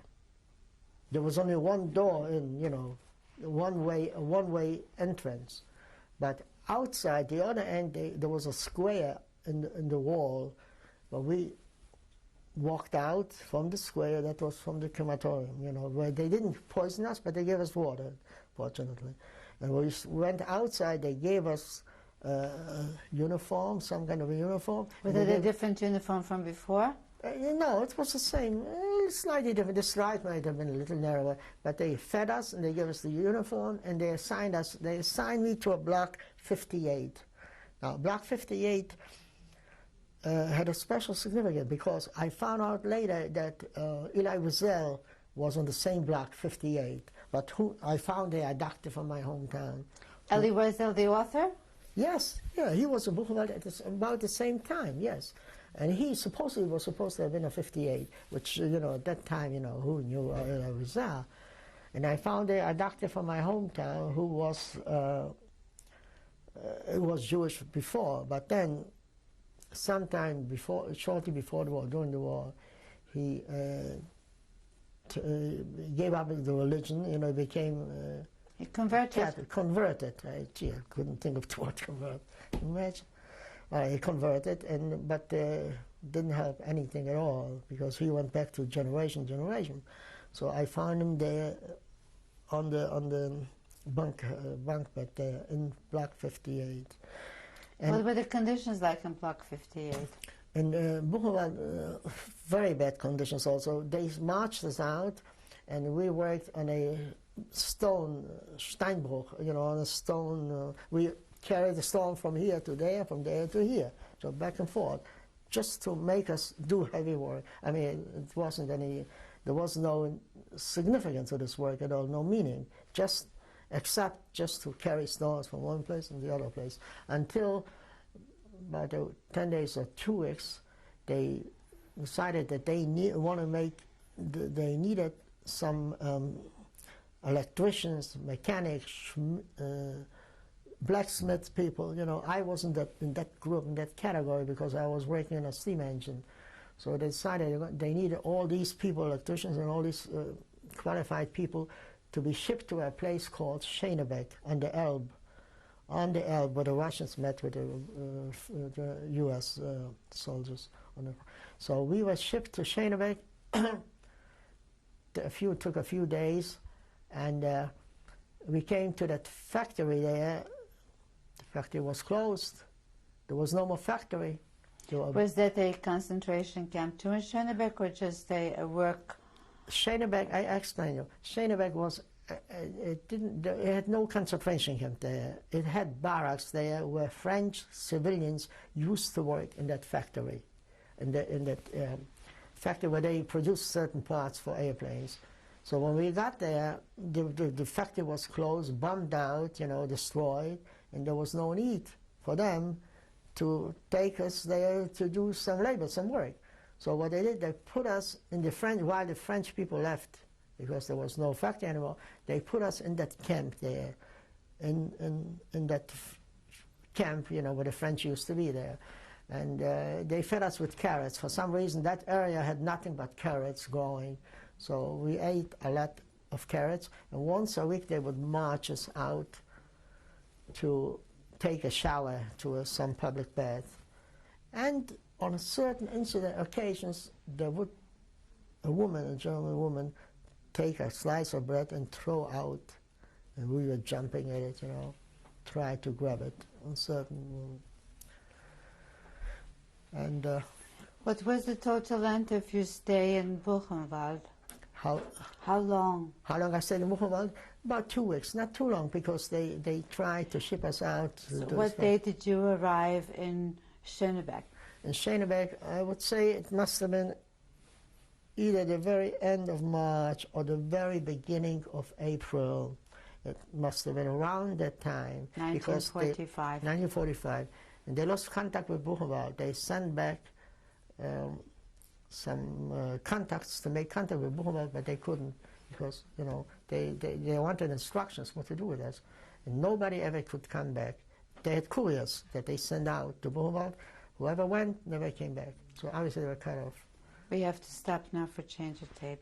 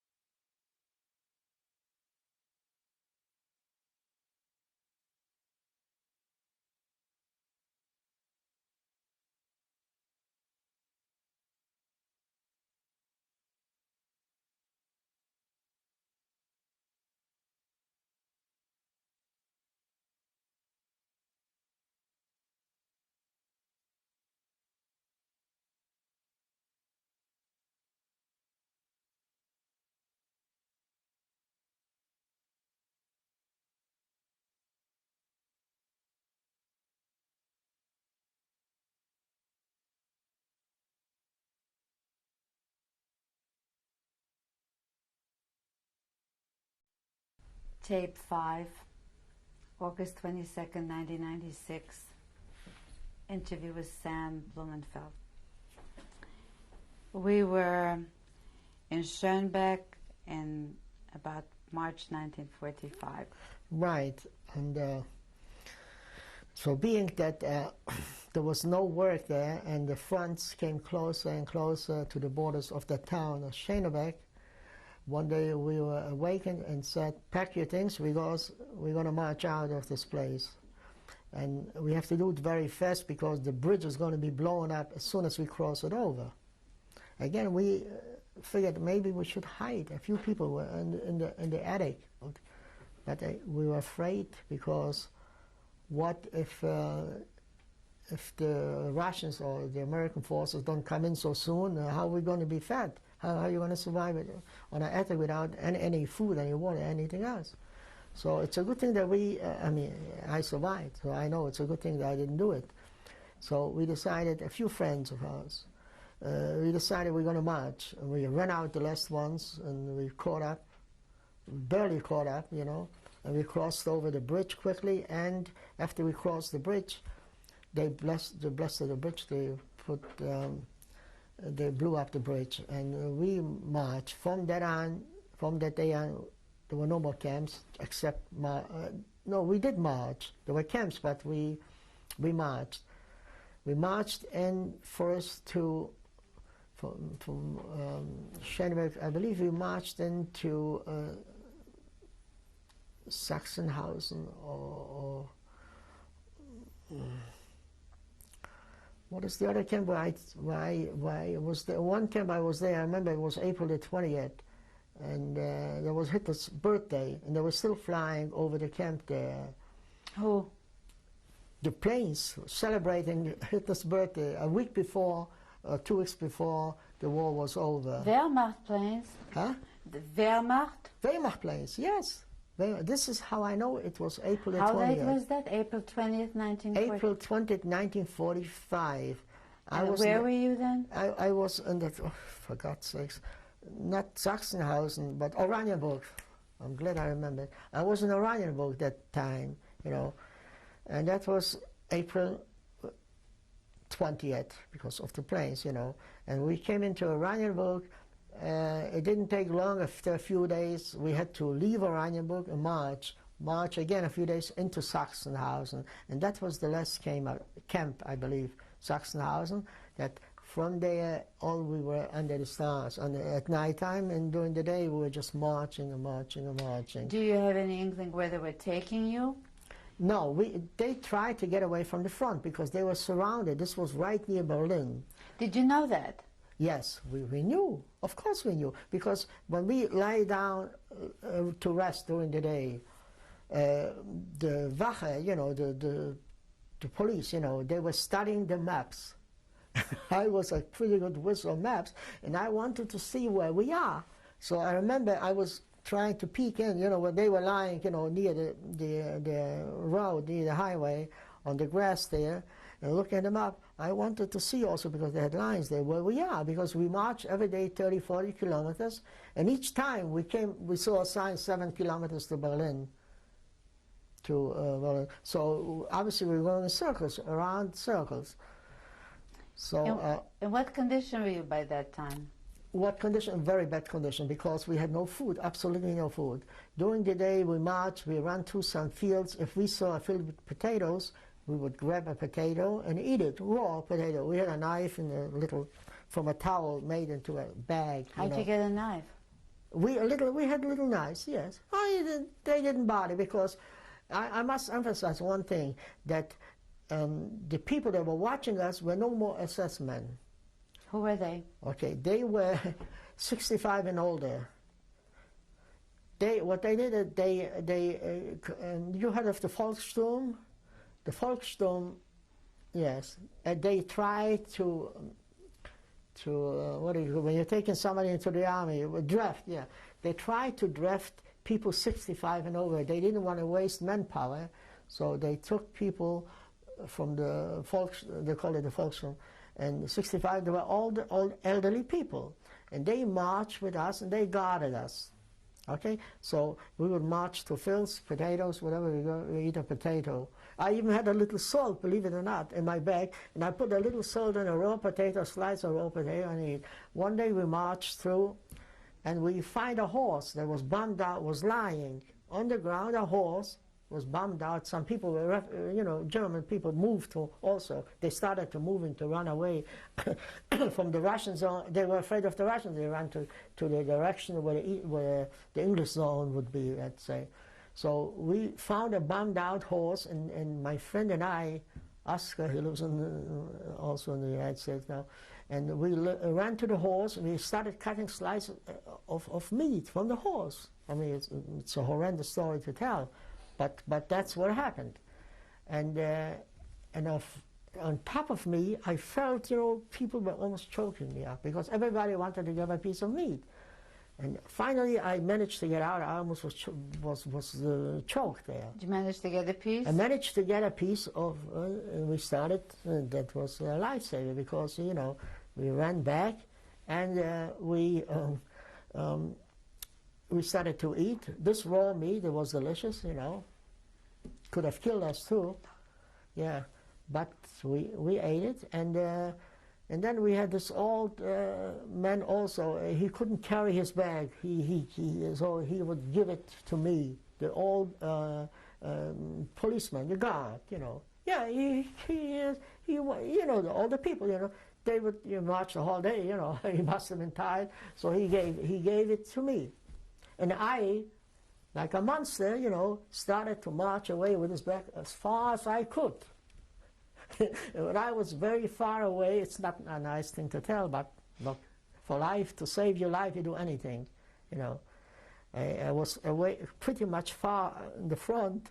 I opened up the bag and I see a piece of bread. I said, oh my God, what a luxury. And I ate this piece of bread, and I didn't care about him. I figured, he manages enough to get food enough. So, and we marched for a few more days until we came to a town, Goldberg. We marched through. Again, there was a woman on that narrow street that threw out a piece of bread. And I must mention, that on the way back, a few days later, I went into that woman as a free man already. We came in after that marching and picking out. Let me first continue the way it was. After picking up the piece of bread, we marched in from the town called Goldberg into Schwerin. In Schwerin, we settled down for the night near a highway, near the trees on the grass there, And we woke up in the morning, we find the rifles lying all over and no guards anymore. So that was May the 8th. So when we were, that means, and it didn't take long, the Russians came in. We heard the Russians, and they gave us vodka, bread, anything we wanted. They were very good to us. They, they liberated us. And my friend and I decided we're going to march back to Goldberg. As we marched back to the town, I went into that woman. I said, I want to thank, because somehow you had a feeling for humanity, because you threw out a piece of bread, and it meant a great deal for that. And for this, I want to thank you very much. I hope, God will bless you for that and give you a good life, because you did a good deed. But did she answer? Did she say anything? yes, she said. What did she say? She was crying. She says, "Look what that Führer did to us." She gave me the whole story. He promised us everything. It's going to be so good, so good. And look how he ruined this country, because the country was in ruins. And she was saying, "Look what that Führer did to us." That did to us. Did you feel sympathy for her? No. I wasn't. I couldn't feel sympathy for her. A German that was having a good life. She wasn't in a camp. She didn't suffer. She was living her life.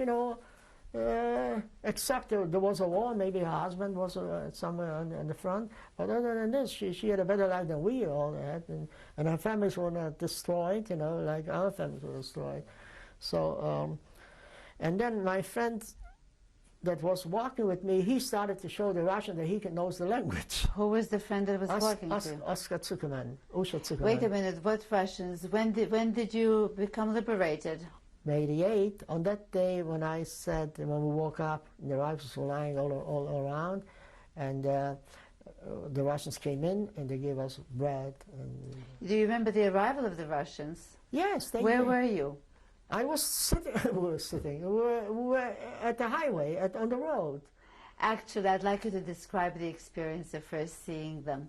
The first day was an indescribable experience, you know. For the first time, we were free. We saw rifles lying around. We were sitting on the grass, you know, with a blanket and trees. And here we don't see any more Germans. They ran away, and they ran toward the English zone, which wasn't that far away. Lübeck or Hamburg wasn't that far away from this area. It was in a province called Mecklenburg, Schwerin in Mecklenburg. And, you know, we were rejoicing, you know, with the Russians. Do you remember seeing a specific face, somebody approaching you? Well, yeah, I saw a lot of faces, you know. There were a lot of Russians coming around, and they offered us, you know, everything we wanted. How did they treat you? They treat us very good. And but there was a story to that too, because my friend and I walked back to Goldberg, and they a Russian patrol saw us, and they say to us, "Who are you?" We tell them we're Jews from a concentration camp. And then my friend starts talking Russian. Somehow, I don't know from where he knew a Russian, and he spoke Russian. And the guy says, the patrol says, "Well, you're not Russian. You're not Polish. You're Russians." What they did is they collected all the Russian people that were in a concentration camp, because they say to them, anybody that worked for the Germans was an enemy. There was no reasoning with them why they were working, that they were forced to you know, into that camp. That logic did not sit with them well. So what they did is they took them all and they sent them back to Russia someplace, you know. And so was I collected also. They say, you are young, you don't have any family anymore. Whether you say you're Polish or not, we don't even believe you. But even if you were, there's no family. Your family is gone. You're going to go to Russia. You're going to be educated there. And you're going to have a good life. So they drafted us into this army, which was a penal army, not a regular army, an army, but under guard. We were under guard. In the morning, that was my liberation after 5 years. Can you imagine? And after so many years, you were looking for freedom, but in the morning they did the basic training with us. Where did they send you to? No, we were in a certain quarters there. In what town? In the town, Goldberg, nearby Goldberg there, the name of the town, where we were doing basic training, a regular army type. I said, oh my God, this is my liberation now? And during the day came 1 o'clock, 2 o'clock, they had lectures, you know, were brainwashing about the Communist Party, about Stalin, all the thing, how good and everything. You know, they had this is part of the training, you know. Did you believe any of it? No, I didn't believe any of this. But anyway, and then after a while, they started marching us back eastward towards Stettin or Stuttgart, precisely Stuttgart. There they already had trains running because everything was knocked out, you know. There were no trains running, there was no tracks. So they marched us into Stettin in Deutsch, Stettin in Polish, because this is now Polish territory near, you know, Poznan. And we marched every day again, like 40 kilometers. At night time, we stopped on a farm, and we were not under the Nazis, and you know, we had plenty of food, and they treat us pretty good, the Russians, you know. Except, you know, we were not free again. When we marched, there were soldiers on horses with a rifle, you know, watching us on the side. But nevertheless, we had no freedom. We were free, but yet we were not free. They marched us, they wanted to ship us from Stuttgart all the way into Russia, somewhere, who knows where. So I said to my friend, you know, as we marched daily, one day I knew we were approaching Stettin, and I didn't have contact with anybody of the liberated people, Jewish people, you know, I had lost contact with anybody, you know, I wasn't among Russians only. So I may believe that I'm limping. I have my bandage, my foot around, and I may believe I'm limping. And I say to the guy in front, you know, I says, look, I'm limping, my foot hurts me, I cannot catch up. Why don't I move ahead, you know, and then it's easier for me. So I marched ahead, and I kept marching ahead, and it didn't take any long until I reached Stettin. When I reached Stettin, I looked back, and I saw quite a distance, I quickly run into the town and I find a soldier supervising Germans, you know, unloading pianos, all kind of things on a truck there. I say to the soldier, are there any Jewish people from Poland here? He says, yes, I'm a Jewish too. He says, you go to this address, you'll find a lot of Jewish people there. So I quickly came there, not telling, I was afraid, you know, I ran away, not telling anybody that who I am. And I joined this group and I stayed with them with these Jewish people that I found. There were some people from my area, from Krakow, from Kielce, and they were also liberated, and they were taking over apartments. There was plenty of them because a lot of Germans left, so there were apartments. And Did you find out what happened to the other members of your family? Of my family, okay. What happened was, after a few days, we decided we were going to go into Poland. So we took a train and to Katowice, and when I was in Katowice, I met two people from my hometown, and they told me that I have a cousin in Sosnowiec, next town, but above all, they say, I have a brother who survived the war. And which one was that? And that was Carl. And I didn't know. I didn't hear. I had no contact with him whatsoever throughout the years. I was very happy, and I figured if I have a brother, I have a sister also. So I come in to the town, next town, Sosnowiec, where I found my cousin, and my cousin gave me the address of my brother. And when he gave me the address of my brother, he said to me, you know what, take a train and go right in. In the middle of the night, I arrived in Krakow. I was never in Krakow before, although it wasn't too far from my hometown.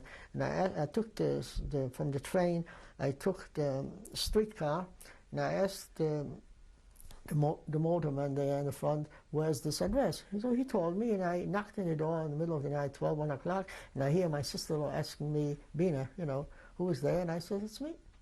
When I opened up the door, you know, they didn't expect me, you know, they didn't know I was alive. And that was sometime the end of June, May, or maybe the middle of June. I don't remember exactly when it was. And this is when I joined my brother, and I found out, to my dismay, I found out also that my sister did not survive. She was shot 4 weeks prior to the Russians coming in. And any other members of your family? No other members survived. Did you go back to the house you lived in? No. I didn't even want to go back to to me, this town meant a cemetery, so I didn't want to go into the town. Where did you go after? I stayed in Krakow. How long? I stayed in Krakow till about Rosh Hashanah, sometime at Rosh Hashanah, which would be the end of August or September, early September. Of what year? Of 1945. And then what happened was we experienced, incredible as it may sound, we experienced a pogrom in Poland by the Polish people. Where? After 3 million people were eliminated, sent to the gas chambers, you know, and you come back to Poland thinking, you know, maybe you still have some roots here, you'll find something, you know. Instead, I found a pogrom. All of a sudden, you know, one day, the army, the town is full of soldiers, and somebody, you know, stupid people, you know, maybe I shouldn't say the word stupid, but somebody, all they had to say is, somebody, Polish, you know, Gentile, had to say, a Jewish person went and took and killed a child so they can make matzah or whatever, you know, something like that. You know, they made a story, a trumped-up story. And that's all. There were no questions were asked. All they do is they go out and they kill and they shot and it is. And we experienced soldiers coming into our apartment. They were living with my brothers. Where was that pogrom? In Krakow. In Krakow. They came in to the apartment. They were searching and this and that, and they were, you know, hollering all kind of things. We are killers. We are killers. After experiencing. And who were those soldiers? The soldiers were Polish soldiers from the Polish army.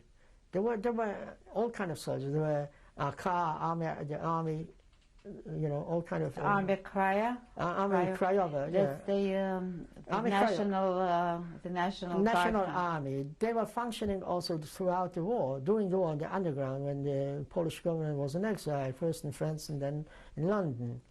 You know, so what did they do after the General war? Sikorski.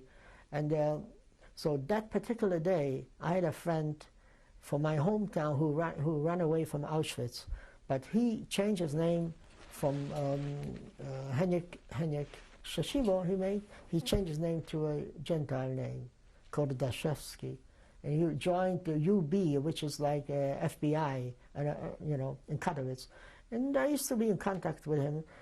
That particular day, my friend marches in from Katowice, not knowing that there was even a pogrom. And while he marched in, they were inside, you know, carrying out, you know, these ugly things, the soldiers. They took away one revolver from him because, you know, he was supposed to have only one revolver. They say, what are you mixing with Jews? Something like this. And at night time, my brother didn't know what was going to happen. He had some money. He says, you know what, you and Henrik, you go to Katowice, and at least you'll be out of this area, you know, until, you know, this will be over. So we're driving on a truck to Katowice, and that was the end of the day when the soldiers were on the same truck, some of them, and they were bragging what they did to the Jews. And I was, you know, sitting shaking like this, you know, that they shouldn't detect a little accent in me that I don't speak a perfect Polish, because I had to speak Polish with my friend. And during the war, I only spoke German, right?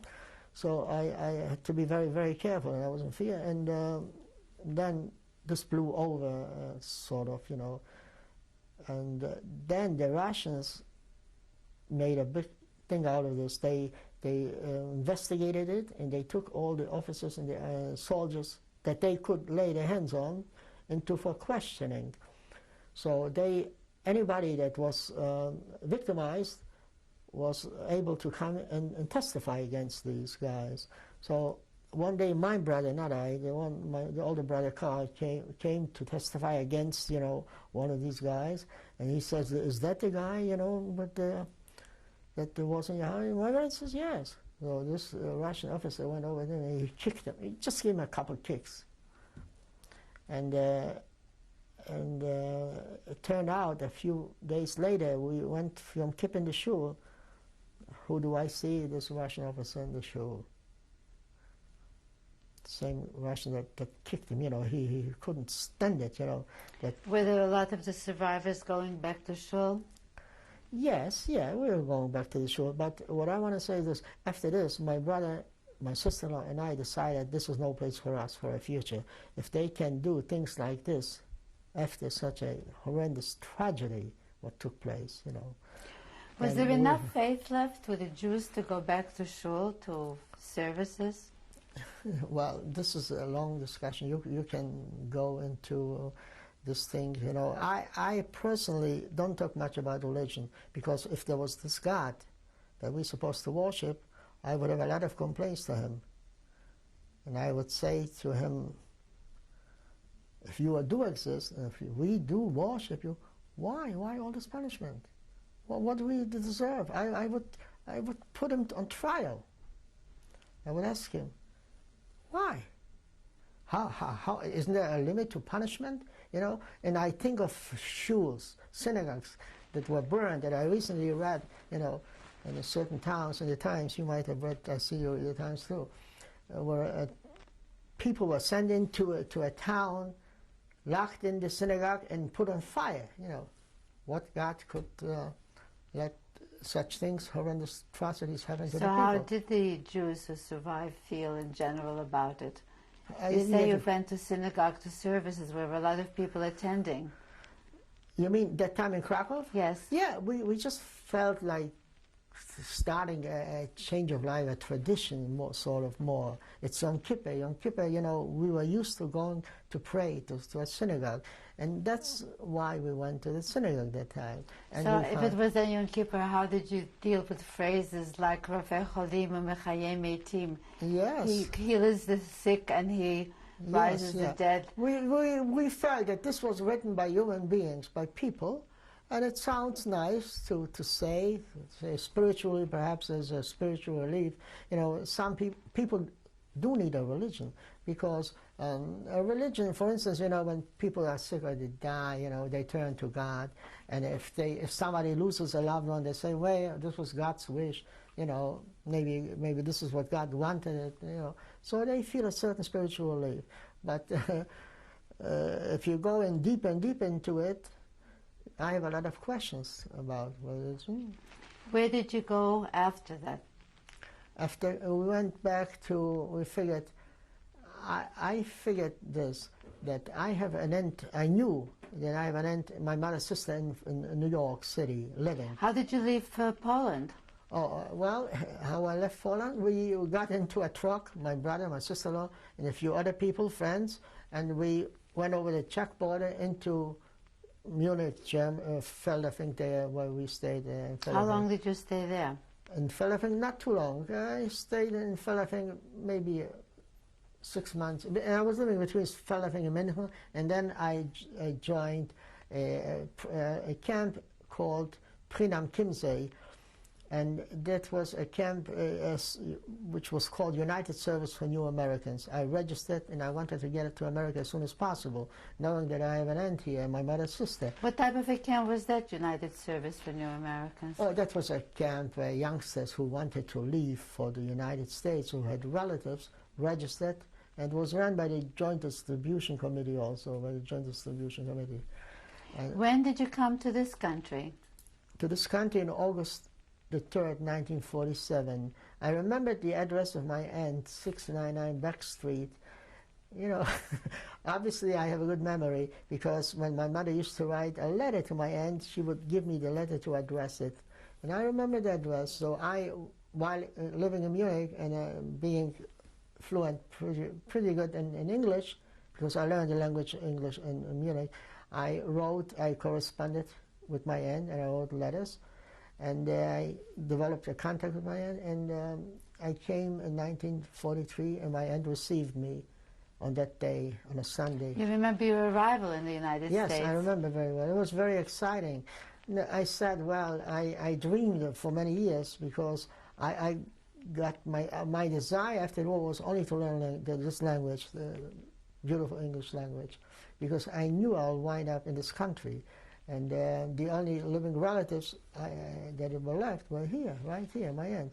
So I was, you know, pretty strong, forcefully made up, you know, my mind that I'm going to come to America and build a future in America. And I'm grateful to this country. Do you have for a that. family? Yes, I have a wife. I have 3 children, a daughter and 2 sons. May I have their names? My daughter is Faye Helen. She takes the name of my older sister. And her married name is Pastel, P-A-S-T-E-L. And my son, Dr. Walter Blumenfeld, is the next one. He is 41 years old. Is he a Dr. M.D.? Yes, he is MD. He writes for, I should have brought it with me perhaps, for the medical journal also, a lot of articles. He is a big man. He's running a department of pathology in on Long Island, in Mineola, in the what is that hospital? Oh. For God's sakes. My son is going to be angry at me. I better remember that. And your third child? And the third child is the one who was here yesterday. He is more of an artist, a creator. And his name? He loves music, Jonathan. He was born in 1960, December the 4th. And your wife's name? My wife's name is Susan. What year did you get married? We got married in 1950, May 28th. I'll never forget that day. It was a big day for me to get married. And we will have to break now.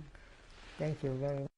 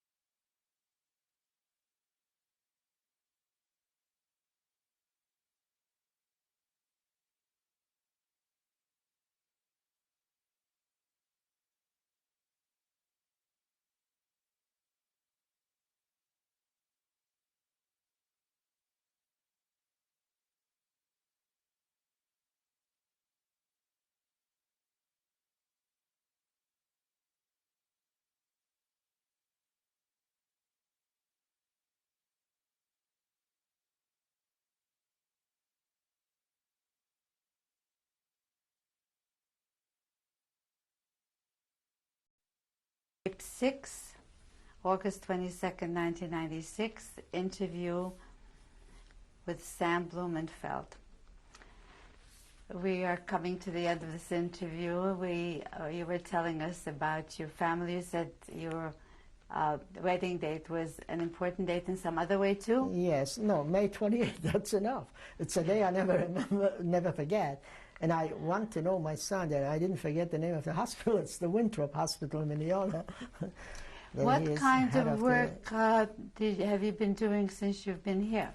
Well, essentially, I always wanted to do creative work, sketch, draw. So while I was in Munich, I attended a certain school called the Miller Schule, where I picked up a lot of creations, designs, and pattern making even also. When I came to this country, I went in straight into this field. First, I thought perhaps I should go into the construction business, being that I was a fireman and I knew. But then I had relatives here, and my cousin, my aunt's son, he told me, well, that's not for you, he says. This is not in our hands, this type of business construction, Well, where are you going to find a job? He says, you better do something else. So this is where I made up my mind. I would go in the garment industry, and I went downtown one day, and I found a place. It wasn't so easy in the beginning, but by 1953 I was already working as an assistant designer, and that company was called Holden Limited. And in 53, 54, 55, and then I went on a different job. I tried to advance myself slowly as much as I could. But for some reason, Holden came back, and they wanted me to come back to design for them, Holden Limited, in 507th Avenue. And it didn't take long when I went back to Holden, and a young man comes in, and he says he worked for Milstein, Danny Milstein in 39th Street, and he says, they're giving me a rough time. So I said, okay, can you sketch? He says, yes. And he did a few sketches, and he worked with me, and we worked together. And his name turned out to be Calvin Klein. We didn't call him Calvin Klein, we called him C-A-L, Cal. Cal, that was what we called him. And very often he would sketch, and then I would drape it out, and then he would like it. He would say, oh, I think we have a winner. That was his expression. We have a winner. I says, well, I hope so.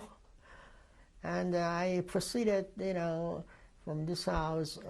Then he went in his business, because this was a time when there was a sort of vacuum in the market for a new face for a young designer. There were other designers, Norman Royal, David Kidd, others, and who were out of the way. What did you go on to do? I stayed on designing, but Cal Klein was exposed to the magazine people, because they would come up from the Vogue people, from Bazaar, everybody, to see the collection, and we would introduce him, and a lot of boys took a liking to him. And as they took a liking to him, one day they gave him an idea, why don't you develop your own business? And what did you do in your job? Did you mostly design? Did you do the drawing? I started with a sketch. I designed usually dresses, coats, suits, ladies, in the better lines. I worked for a company called Seymour Fox. I worked for a company, Marquis, very famous companies. And do you feel that the Holocaust experience has influenced in any way your subsequent decisions? Yes. I had a drive, to do to make out something of my life, because I felt that enough years were wasted, during the war. And I felt I'm young, and why don't I start a good life for my wife and for my future children, family, everything else. And I felt this country has the only opportunity. It's the best country in the world that has the opportunity, and why not take advantage of this opportunity and get the most, go to the zenith, to the top of, because I say to the top because I didn't start out as a designer or assistant designer. I had to that is because you felt that you wasted so much time? I wasted so much time. And I wanted the children to grow up in an atmosphere and a loving and a different life altogether than How did it influence the way that you raised your children? How did it influence the way I raised the children? Well, I wanted always the best. I had a very, I was a drive. I had a drive within me, you know, to go to the top, to get the best. My children. Is there a specific lesson you teach your children that comes out of your past? Well, I'm sorry that the only thing that I'm sorry that I regret to this day is that I didn't tell my children of my experience long before, you know, they found out on their own when the word Holocaust came in our language, you know. After TV shows and a lot of literature was written about it. So I would have liked to have told it to them my own way, my own experience firsthand, rather than pick it up there. But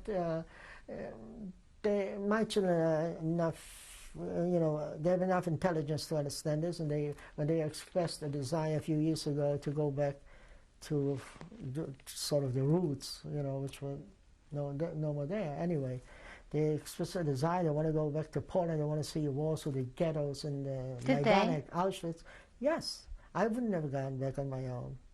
But I went back in 1993, we went back to my hometown, I went to the school, and there I found the list of my classmates from way, way back. I found the list, and my wife went back to her town where she found the house and the bakery that her parents had owned. The house with the bakery, it's still intact there. Yeah. What was your feeling towards the country when you returned? To Poland, it's difficult to describe. And in a way, you know, you grew up in a country, you know, as a child, you know, you owe something, you know, to that country, maybe to the town of your birthplace. But I also have a lot of memories, you know, which I resented very much, the experience that I experienced before the war, and during the war, and after the war. That left a tremendous impression on me, that experience that I experienced in Krakow, you know. I said, no, this couldn't have happened. This shouldn't happen. This couldn't happen. It didn't happen in Germany after the war, you know. Pogroms after the war, they were apologetic, you know. I mean, not that there was an excuse for it, but here to experience a pogrom again in Krakow, that was a terrible thing, a terrible punishment. What was your children's reaction? The children's reaction was they liked very much. They asked a lot of questions, because when I came back to Poland, the first thing I went is to the cemetery, and I wanted to find a stone, the memorial stone of my father's. And I was looking, and I knew where it was, because once a year, when it was Yuletide, I went with my mother, the youngest child. My mother took me to the cemetery, and I knew the location. So I was within that area. After an hour, I found the stone. I found the name, I found the dates exactly of the death, how old my father was when he died, which was 41 years of age. And I was fortunate that a lot of these stones sank in and they fell. I was lucky that the stone didn't fall upside down. You know, I washed it up, and I took lots of pictures. And right now on my desk in my house, you know, where I live, I have this picture on my desk, a blown up picture of the Mitsaver. Yeah. Is there a message you would like to leave to future generations? Well, the future generation, first of all, I want the future generations to believe that there was a Holocaust. I want them to know that history can never be distorted, denied, distorted. History is written, you know, for future generations to remain the way it is, the way it occurred, the way it happened. Now, you know, in this world we have all kind of type of people, all different types, and a lot of people, well, ignorant or perhaps, you know, with other purposes, whatever they may have, you know, may tell you, the future generations, that there was no such thing. This was all made up. But what happened to the people? Where did 3.5 million people disappear? There was 3.5 million people in Poland. There were homes. Everybody had parents, families. You know, what happened? Where did they go? Well, how did it? So I want the future generation to believe what happened and not listen to a bunch of liars or the people with distorted minds and try to distort history. This is and another thing I'd like to tell future generations. Anyone that is blessed to be born in this country should take advantage and try to get themselves a good education and stay away from bad things. You know, I mean, I'm not trying to make a speech about drugs or whatever else.